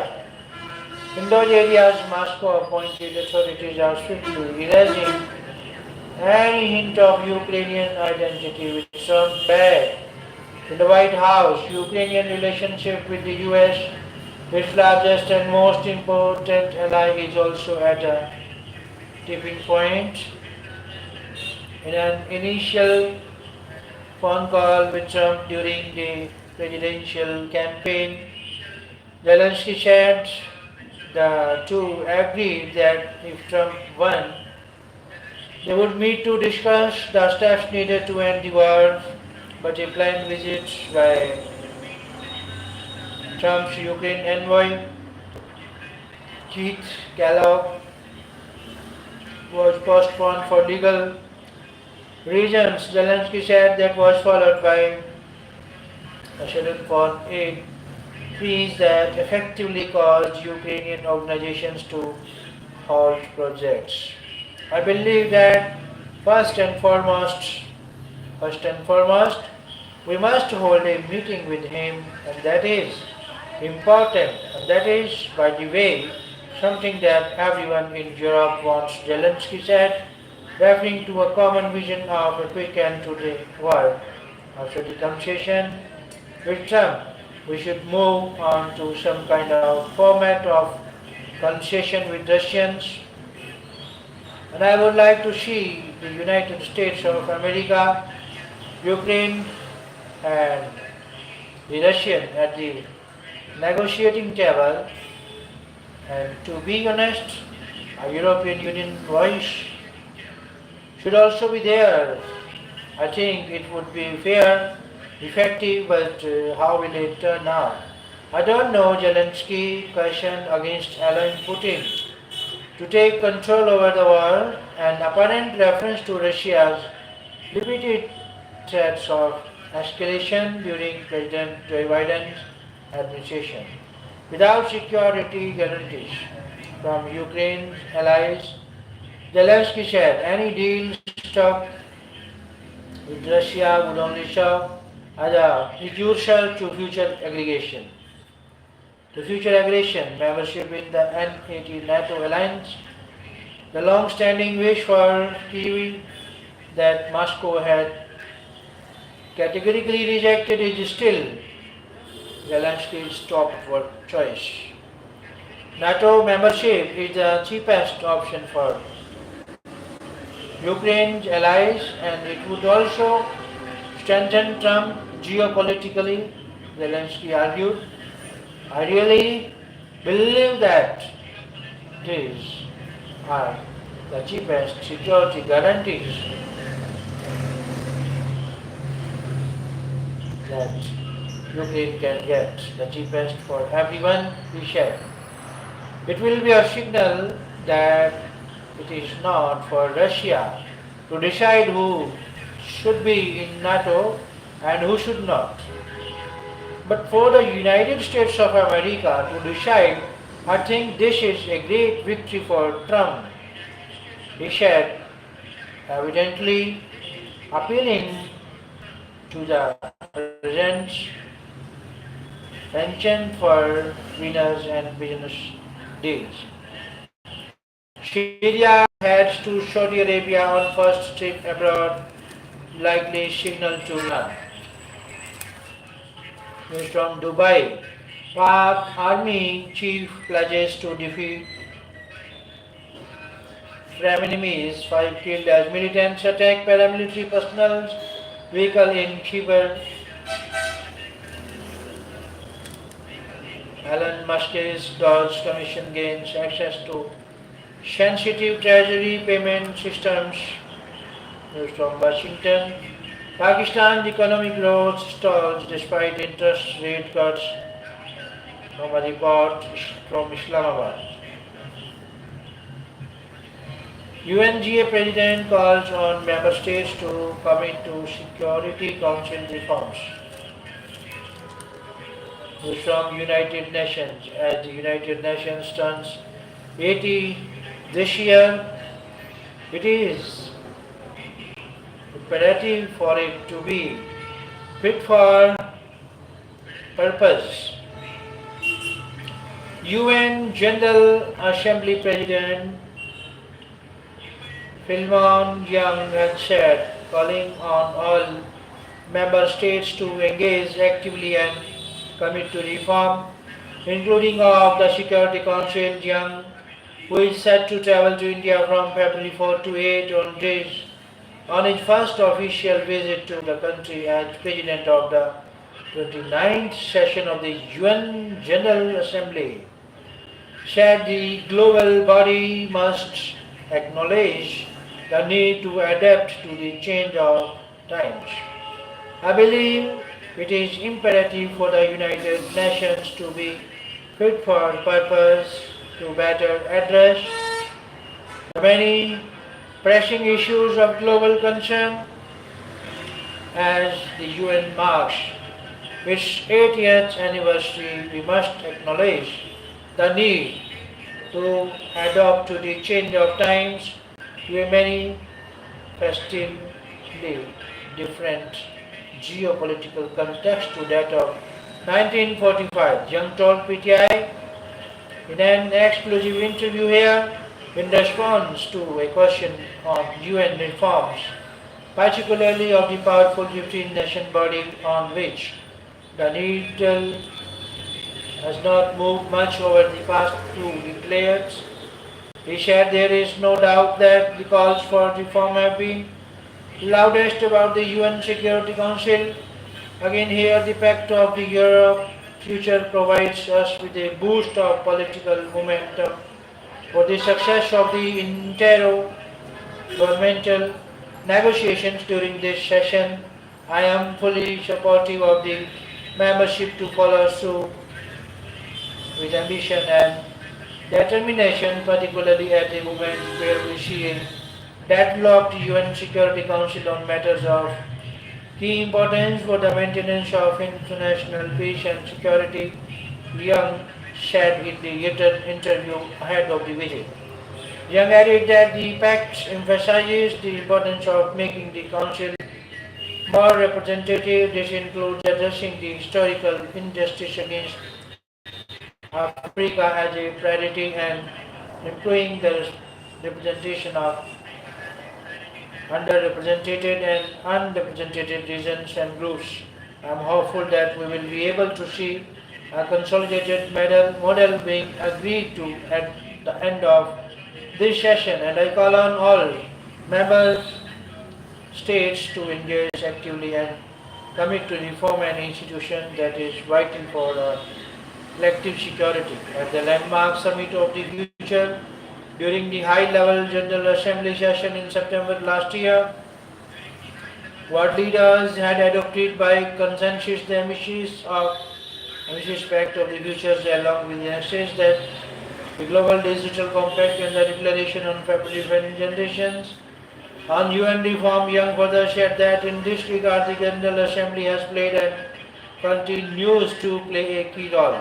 In fact, since the end of the Cold War, the General Assembly has been constantly reviewing its effectiveness and efficiency through the process of utilization of the work of the Assembly. Young emphasized that as the most representative body in the United Nations system. The General Assembly has the potential to lead the way into the future, as it was exemplified in the September 2024 at the Summit of the Future. The Assembly was able to adopt by consensus the pact and its annexes, charting the way forward for humanity. India has been at the forefront of year-long efforts to reform the Security Council, saying the UN body does not reflect current geopolitics realities and underscored that it rightly deserves a permanent seat at the horseshoe table. India last sat at the UN High Table as a non-permanent member in 2021 to 22 in response to a question on how nations and leaders should ensure implementation of the roadmap laid out in the pact as the world confronts challenges and conflicts. Jam set the 80th anniversary of the founding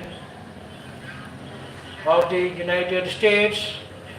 United Nations is a key moment for the international community to not only reflect on the collective achievements of the obligation since its foundation, but to highlight these or those areas where urgent action is needed. The pact provides a perfect lens to which the international community can undertake this exercise, he said, adding that the pact marks a major step towards the realization of a renewed international system that is responsive to the realities of today's world and the challenges of tomorrow. It is also a powerful tool to accelerate the process of achieving the Sustainable Development Goals and the 2030 Agenda, he said. Its implementation requires collective efforts by all relevant stakeholders, member states, international and regional organizations, civil society and the private sector. Nations and their leaders must work hand in hand to address complex challenges and leverage innovation, he said. Young underscored that it has been made clear time and time again that we can only make progress through collaboration and partnership. World leaders must ensure that the commitments in the pact are implemented in a comprehensive and sustainable manner. The success of the pact lies in translating those commitments into tangible, transformative outcomes, especially at the financial national level. My message to the leaders of the world is clear. We have no time to lose. We have no time to lose.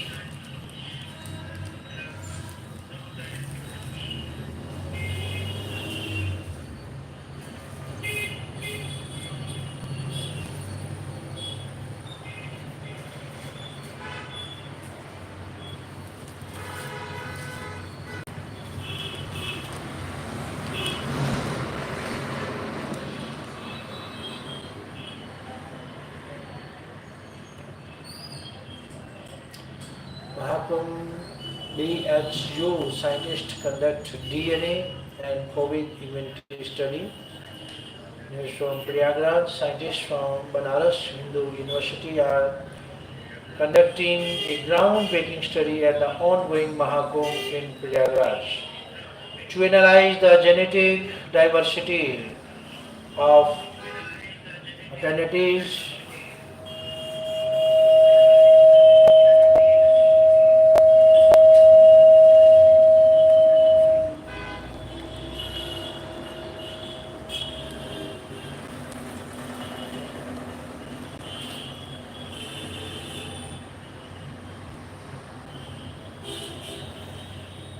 And assess immunity levels against COVID-19. The study aims to determine what percentage of India's genetic makeup is represented at the religious gathering and whether COVID antibodies are still prevalent in the population. A 5-member team of researchers has begun collecting samples from approximately 1,000 participants Professor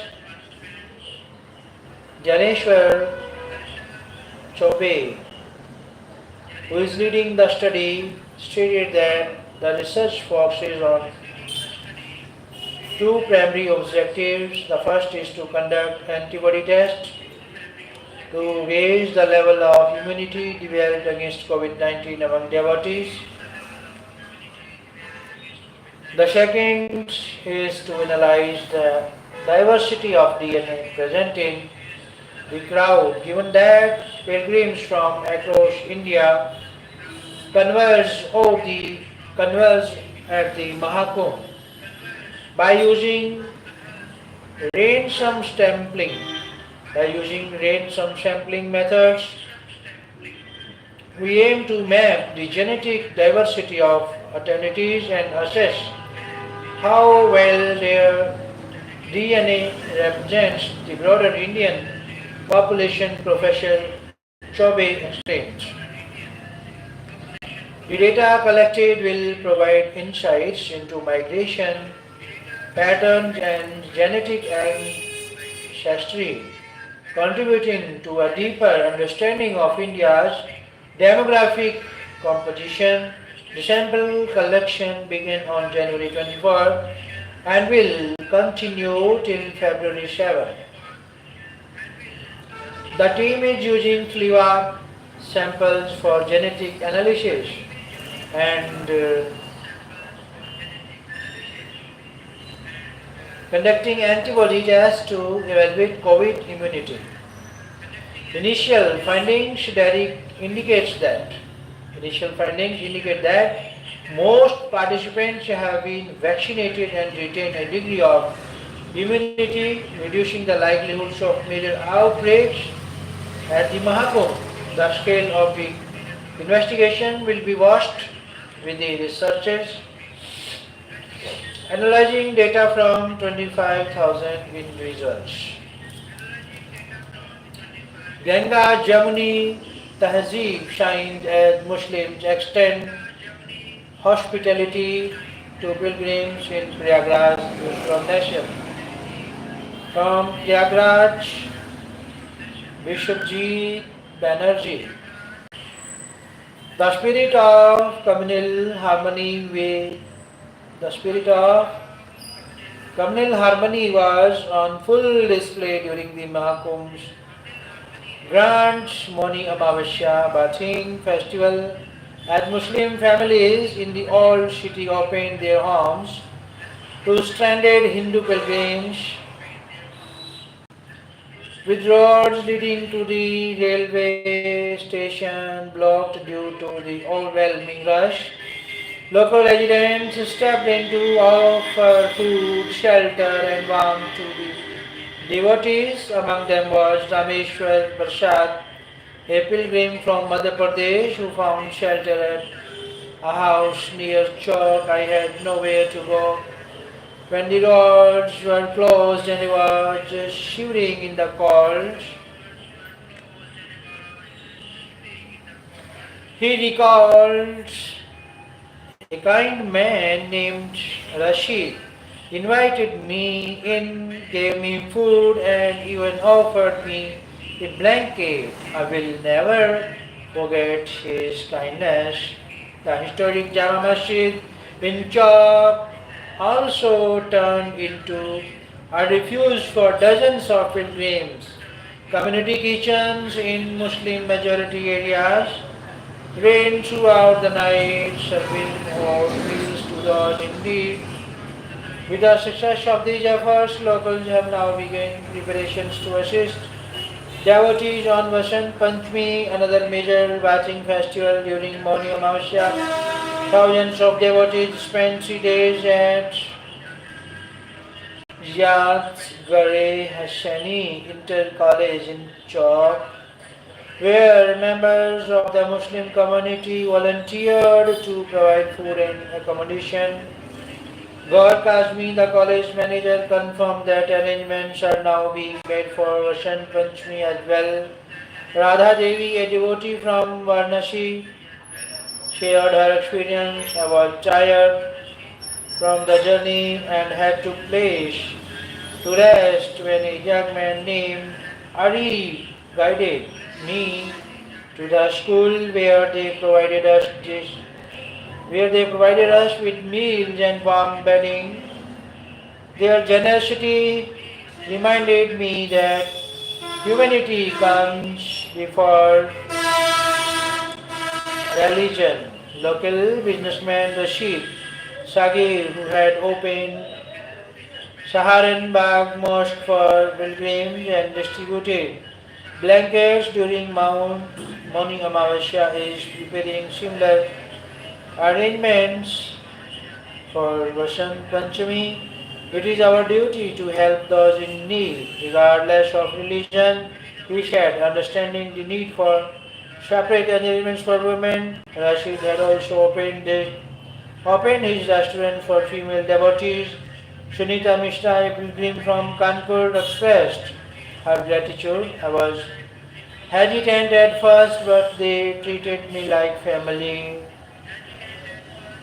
The women in Rashid Bhai's house took care of me as if I was their own sister. In addition, Hashid Ahmed organized a langar in Chowk, serving food to hundreds of devotees. He has now started preparations to host more pilgrims on Vasant Panchami, recognizing the struggles of those working long distances. Young leader Adil Hamza arranged for vehicles to transport devotees. Religion teaches us compassion, no division, he said. Last Naxalite of Karnataka, Lakshmi Sharandar in Uddupti, news from Bangalore.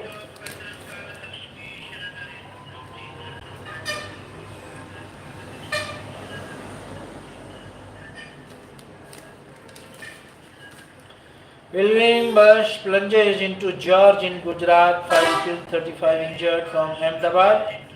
Sonia Gandhi faces legal action over Kuwar Singh, remark on President Murmu, from Muzaffarpur PNS. Pioneer News Service. 8 Naxalites killed in Chhattisgarh encounter, news from Pioneer News Service, Raipur. Wetlands crucial for ecology must be protected from encroachers. CM Yogi says from Lucknow, Uttar Pradesh, Chief Minister Yogi Adityanath on Sunday emphasized on the ecological importance of natural wetlands, said that many of them are suffering due to encroachment. Addressing an event at Gonda on the occasion of World Wetlands Day, themed Wetland Future, Our Future, the Chief Minister said natural wetlands are vital for our ecosystem. They play a key role in groundwater conservation, irrigation, drinking water availability, flood and drought control and carbon storage, he said.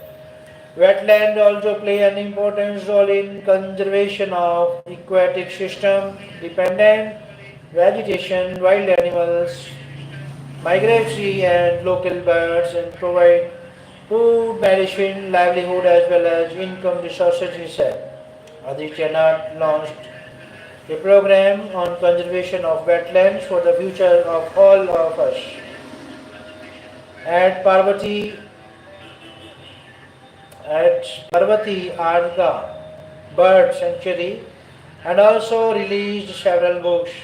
The Uttar Pradesh government said in a statement the Chief Minister visited an exhibition and facilitation winners of various competitions, the statement said.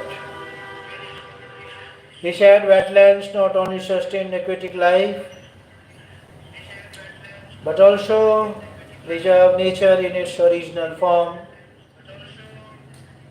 Parvati and Arga natural lakes are a symbol of India's heritage, formed hundreds of years ago by the Saryu River.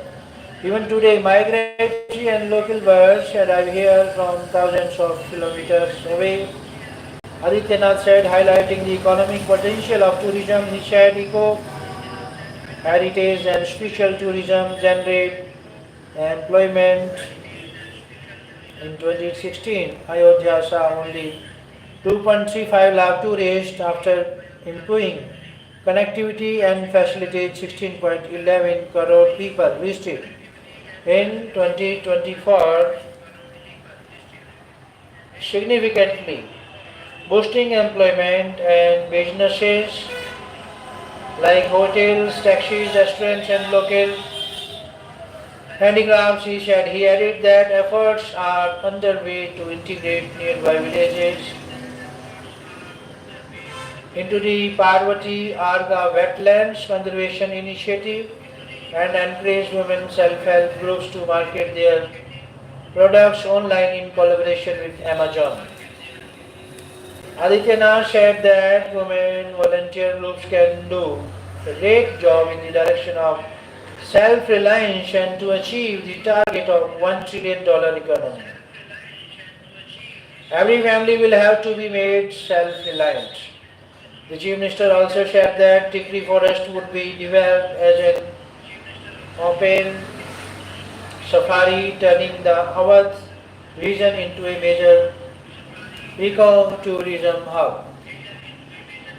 The state government will ensure connectivity and links the Parvati and Arga wetlands with the Surya Canal National Project, he said. In a survey conducted 8 years ago, Gonda was the dirtiest district in the country, but today its ranking is good. Today a medical college has been built here. The Vantagias who did not get rights for 100 years are also living a respectable life with rights, he added.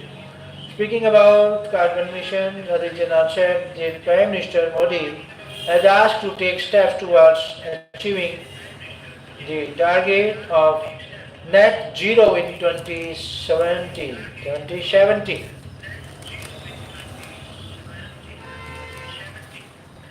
Row over Saraswati Puja continues in Kolkata College. News from Kolkata. Manipur CM hails Himanta for taking tough measures against illegal poppy cultivation. News from Imphal. Trump puts tariffs on Canada, Mexico and China. Spur trade war as North American allies respond. News from Palm Beach, US. President Donald Trump on Saturday signed an order to impose stiff tariffs on imports from Mexico, Canada and China, drawing swift retaliation from the country's North American neighbors in an emerging trade war. The Republican president posted on social media that the tariffs were necessary to protect Americans, pressing the three nations to do more to curb the manufacture and export of illicit fentanyl and for Canada.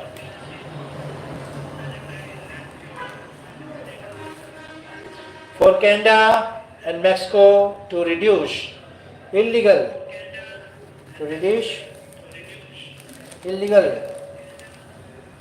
immigration into the US. The action fulfilled one of Trump's commitments to voters, but through the global economy and Trump's own political mandate to lower prices into turmoil. The tariffs, if sustained, could cause inflation to significantly worsen, possibly eroding volunteers' trust that Trump could have promised lower the prices of groceries, gasoline, housing, autos and other goods. Trump declared an economic emergency in order to place duties of 10% on all imports from China and 25% on imports from Mexico and Canada, but energy imported from Canada, including oil, natural gas, and electricity, would be taxed at a 10% rate. The action provoked an economic standoff with America's two largest trading partners in Mexico and Canada, upending a decade-old trade relationship with the possibility of harsh reprisals by those two nations. Mexico's president immediately orders retaliatory tariffs, and Canada's Prime Minister said the country would put matching 25% tariffs on up to $155 billion in US imports. China did not immediately respond to action. Trump's order includes a mechanism to escalate the rates charged by the US against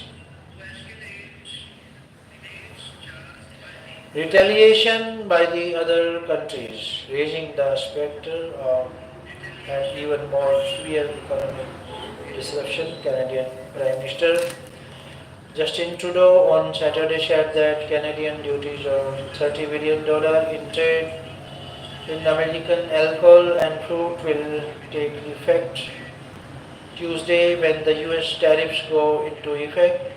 He opened his address to Canadians with a message aimed at American consumers. It will have real consequences for you, the American people, he said, saying it would result in higher prices on groceries and other goods. Trudeau channeled the views of many Canadians who were feeling betrayed by their neighbor and long-time ally, reminding Americans that Canadian troops fought alongside them in Afghanistan and helped them respond to immediate crises from wildfires in California to Hurricane Katrina. The actions taken today by the White House split us apart instead of bringing us together. Trudeau shared warning in French that it could bring about dark times for many people. He encouraged Canadians to choose Canadian products and services rather than American ones. Mexican President Claudia Sheinbaum said that she had instructed her economy secretary to implement a response that includes retaliatory tariffs and other measures in defense of Mexico's interests. US businesses brace for rising costs. Israel's Netanyahu heads to US to discuss victory over Hamas wisdom. This news from Tel Aviv from Pioneer. India experienced remarkable transformation in last decade. UNGA President Young, United Nations.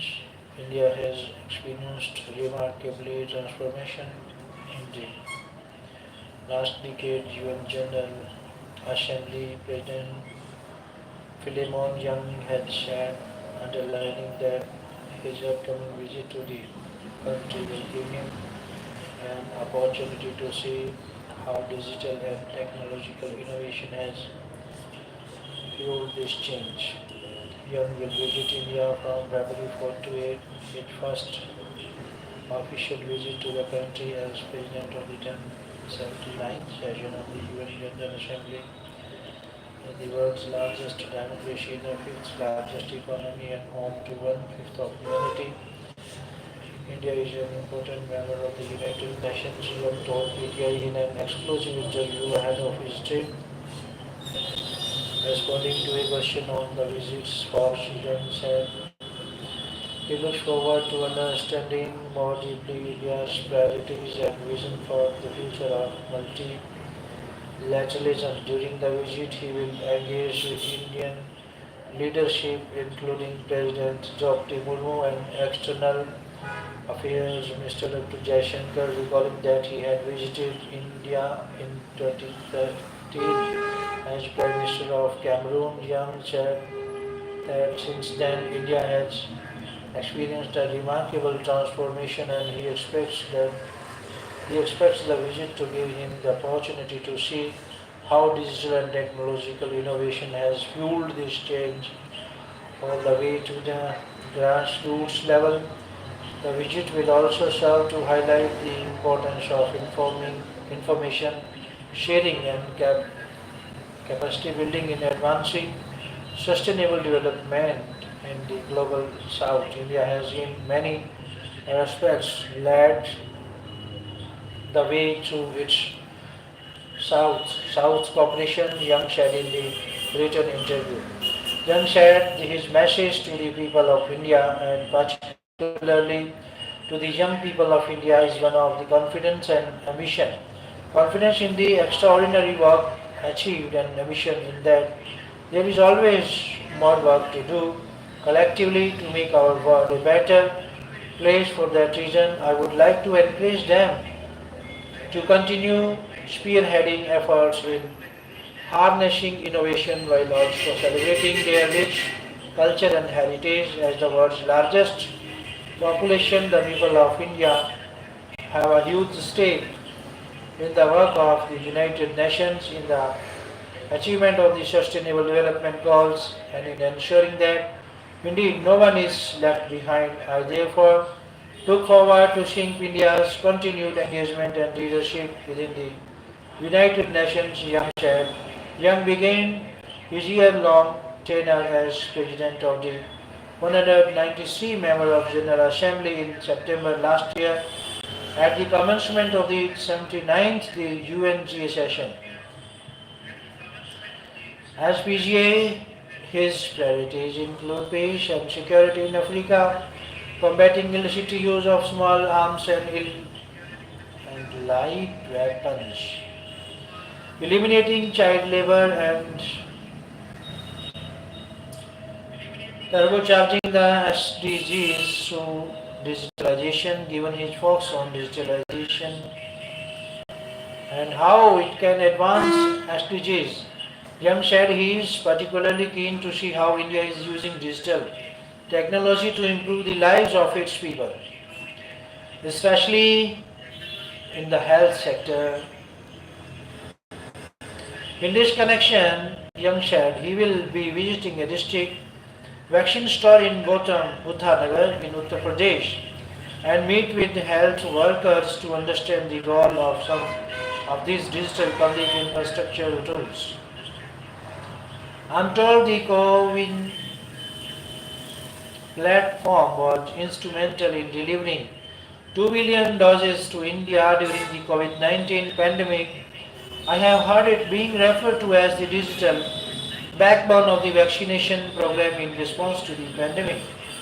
Young also plans to visit the Infosys campus and the Indian Institute of Science in Bangalore and other sites in Delhi and Bangalore. When asked to highlight 3 areas where India's contributions to the multilateral system stand out, Young listed India's contribution to peacekeeping efforts as a first responder in numerous humanitarian emergencies and being a strong voice of the global south. Young said that India's most significant contribution to the UN has been to its peacekeeping operations, both in terms of financial and human resources. With more than 290,000 Indians have served in 49 of the 71 UN peacekeeping missions established around the world since 1948. India's contribution to multilateral efforts towards peace and security is remarkable. He further said that India has acted as a first responder in numerous humanitarian emergencies within its region and has contributed humanitarian aid, whether in the form of food, grains, and medical supplies, to countries and regions devoured by war and natural disasters. Finally, India's consistent efforts to defend and advance the voice of the global south, including in other multilateral forms, particularly on urgent issues like mobilizing financing for sustainable development and advocating for additional climate finance for developing countries, have stood out for their timelines and sincerity. Young said, "It is my hope that India will continue to advance the interest of the global south," he said. India has rapidly emerged as a critical enabler of South-South cooperation through initiatives like the India-UN Development Partnership Fund, which supports sustainable development projects in least developed countries, landlocked developing countries, and small island developing states. For all of these reasons, I convey my deep appreciation for the long-standing and steadfast commitment that India has displayed towards multilateralism, and I am confident that this will continue in the future. Young said. Young, as UNGA President, presided over the adoption of the Pact of Future in September last year. Given his focus on the Pact and its roadmap, Young said that as General Assembly President, his role to support the implementation efforts of the Pact. I intend to do this by facilitating inclusive dialogue, creating opportunities for member states to engage sustainably, substantially in the implementation of the Pact and galvanizing collective efforts to advance its objectives. When asked what role he envisages for India in this, Young said, India is a strong voice of the global south, a country that has made great strides at the national level, including on artificial intelligence, which is one of the topical areas of the Pact. It is for this reason that I think that India, like other countries from the global south, must not just take an active role in this discussion, but should also lead on national implementation of the Pact's commitment, he said.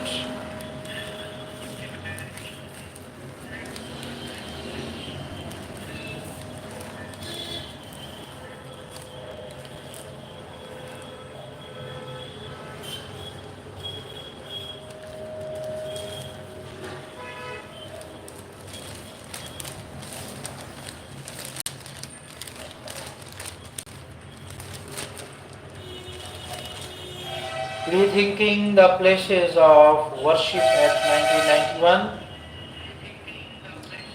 boost for middle class, budget 2025 to 26, a lead toward Viksit Bharat with fintech at the forefront. Concerned in the wild, trapped tigers spark conservation debate.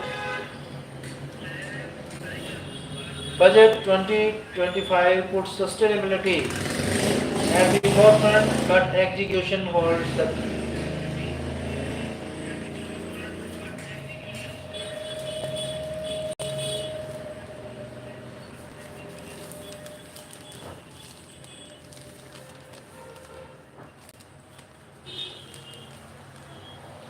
Unlocking the K beauty magic. News from the Pioneer. Holistic wellness in the digital age.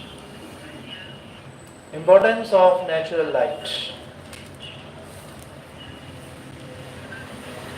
Let us know holistic wellness in the digital age.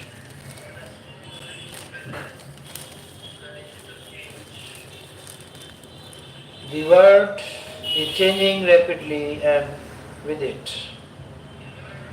The way we think about wellness, gone are the days when wellness was simply about hitting the gym or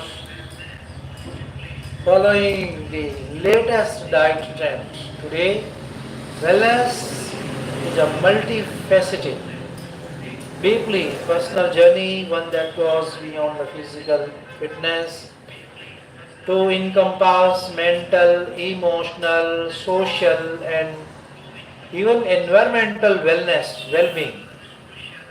It's no longer just about feeling good, it's about being well whole in mind, body, spirit.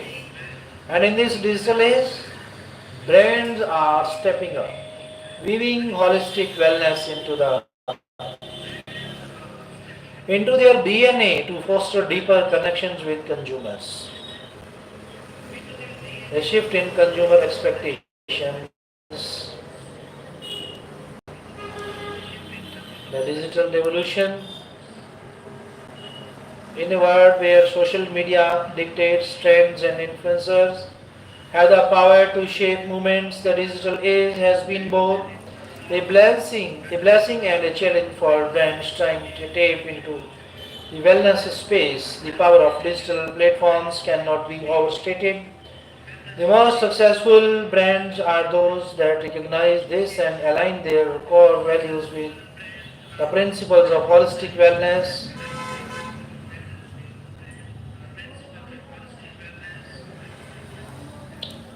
A personalized approach to wellness that lasts. Importance of natural lights. As we spend increasingly more time indoors, it's essentially to consider how our built environments impact our physical health.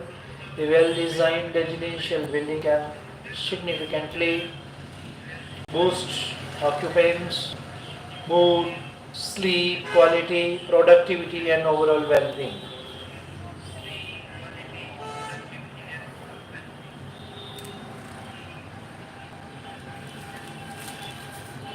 Rethinking the Places of Worship Act 1991.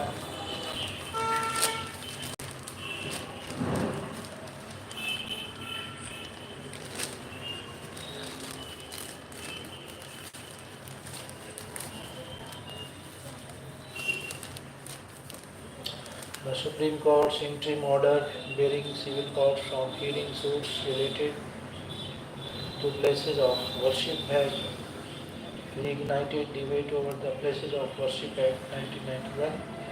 Special bench of the Supreme Court led by CJI Sanjeev Khanna on December 12, 2024 had barred all the civil courts from entertaining any fresh or pending suits related to the places of worship in effect, validating the Act for an interim period even before hearing the constitutional challenge to it. The Places of Worship Act was enacted to serve as a legislative firewall against religious disputes over the places of worship. It seeks to bar conservation of places of worship and freezes their religious character as they existed on August 15, 1947, with an exemption for the Ram Janambhoomi Babri Masjid dispute, judicial review, and the rule of the law.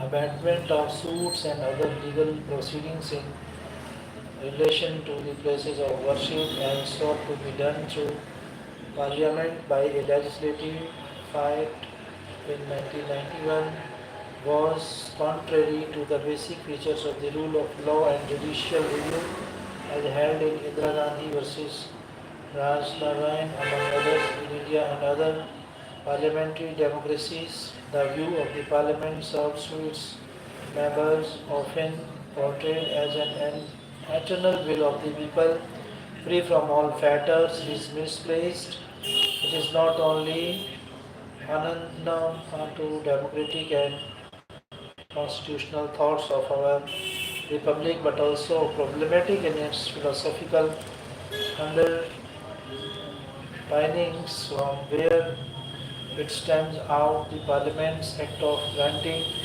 immunity to certain legal disputes is based on a fallacious hypothesis that Parliament is a symbol of the continuous will of the people and consequently not answerable to the courts. However, the Indian Constitution establishes the principle of constitutional supremacy as opposed to unchecked parliamentary sovereignty, which ensures that even parliamentary legislation, though reflecting the will of the people, is subject to judicial review. This traceable from Article 13.2, which reinforces that parliamentary laws cannot override the fundamental rights guaranteed by the Constitution and remain subject to constitutional constraints and judicial scrutiny.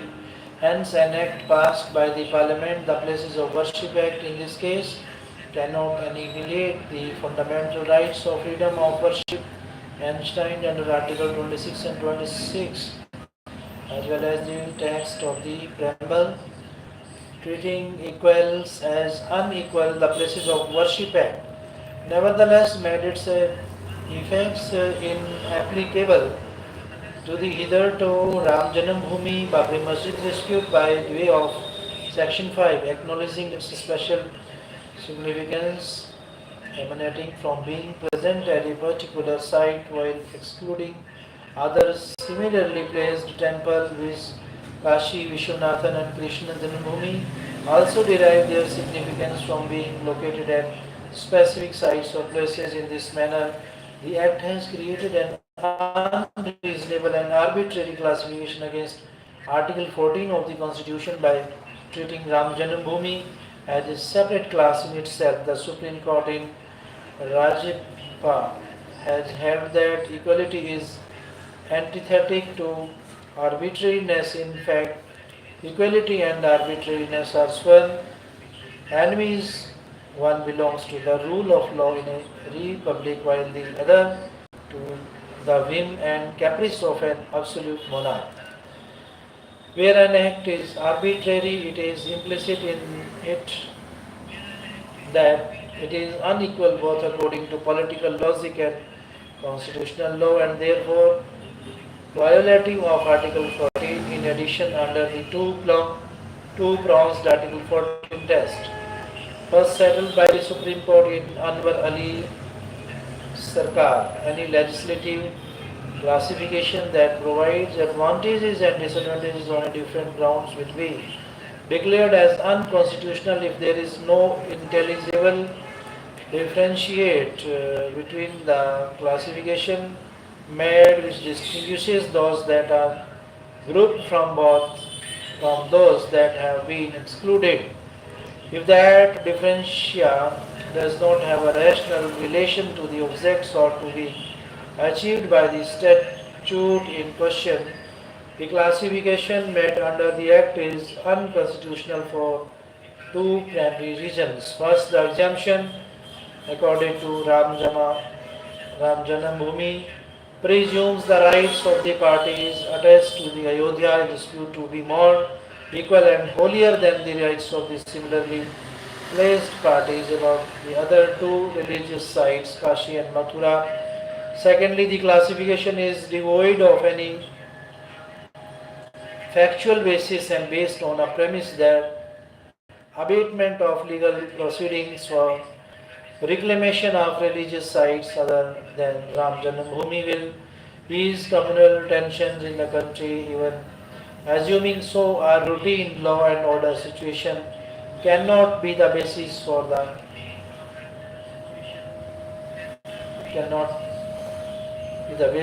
the suspension of a constitutional right.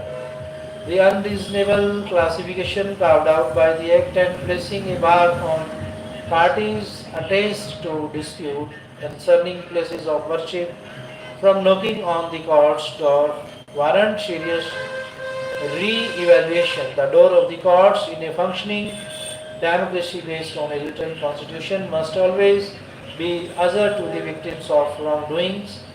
Having said that, in validating the entire act at this stage may not be the most pragmatic courses of action in that case, following the terms of Uters.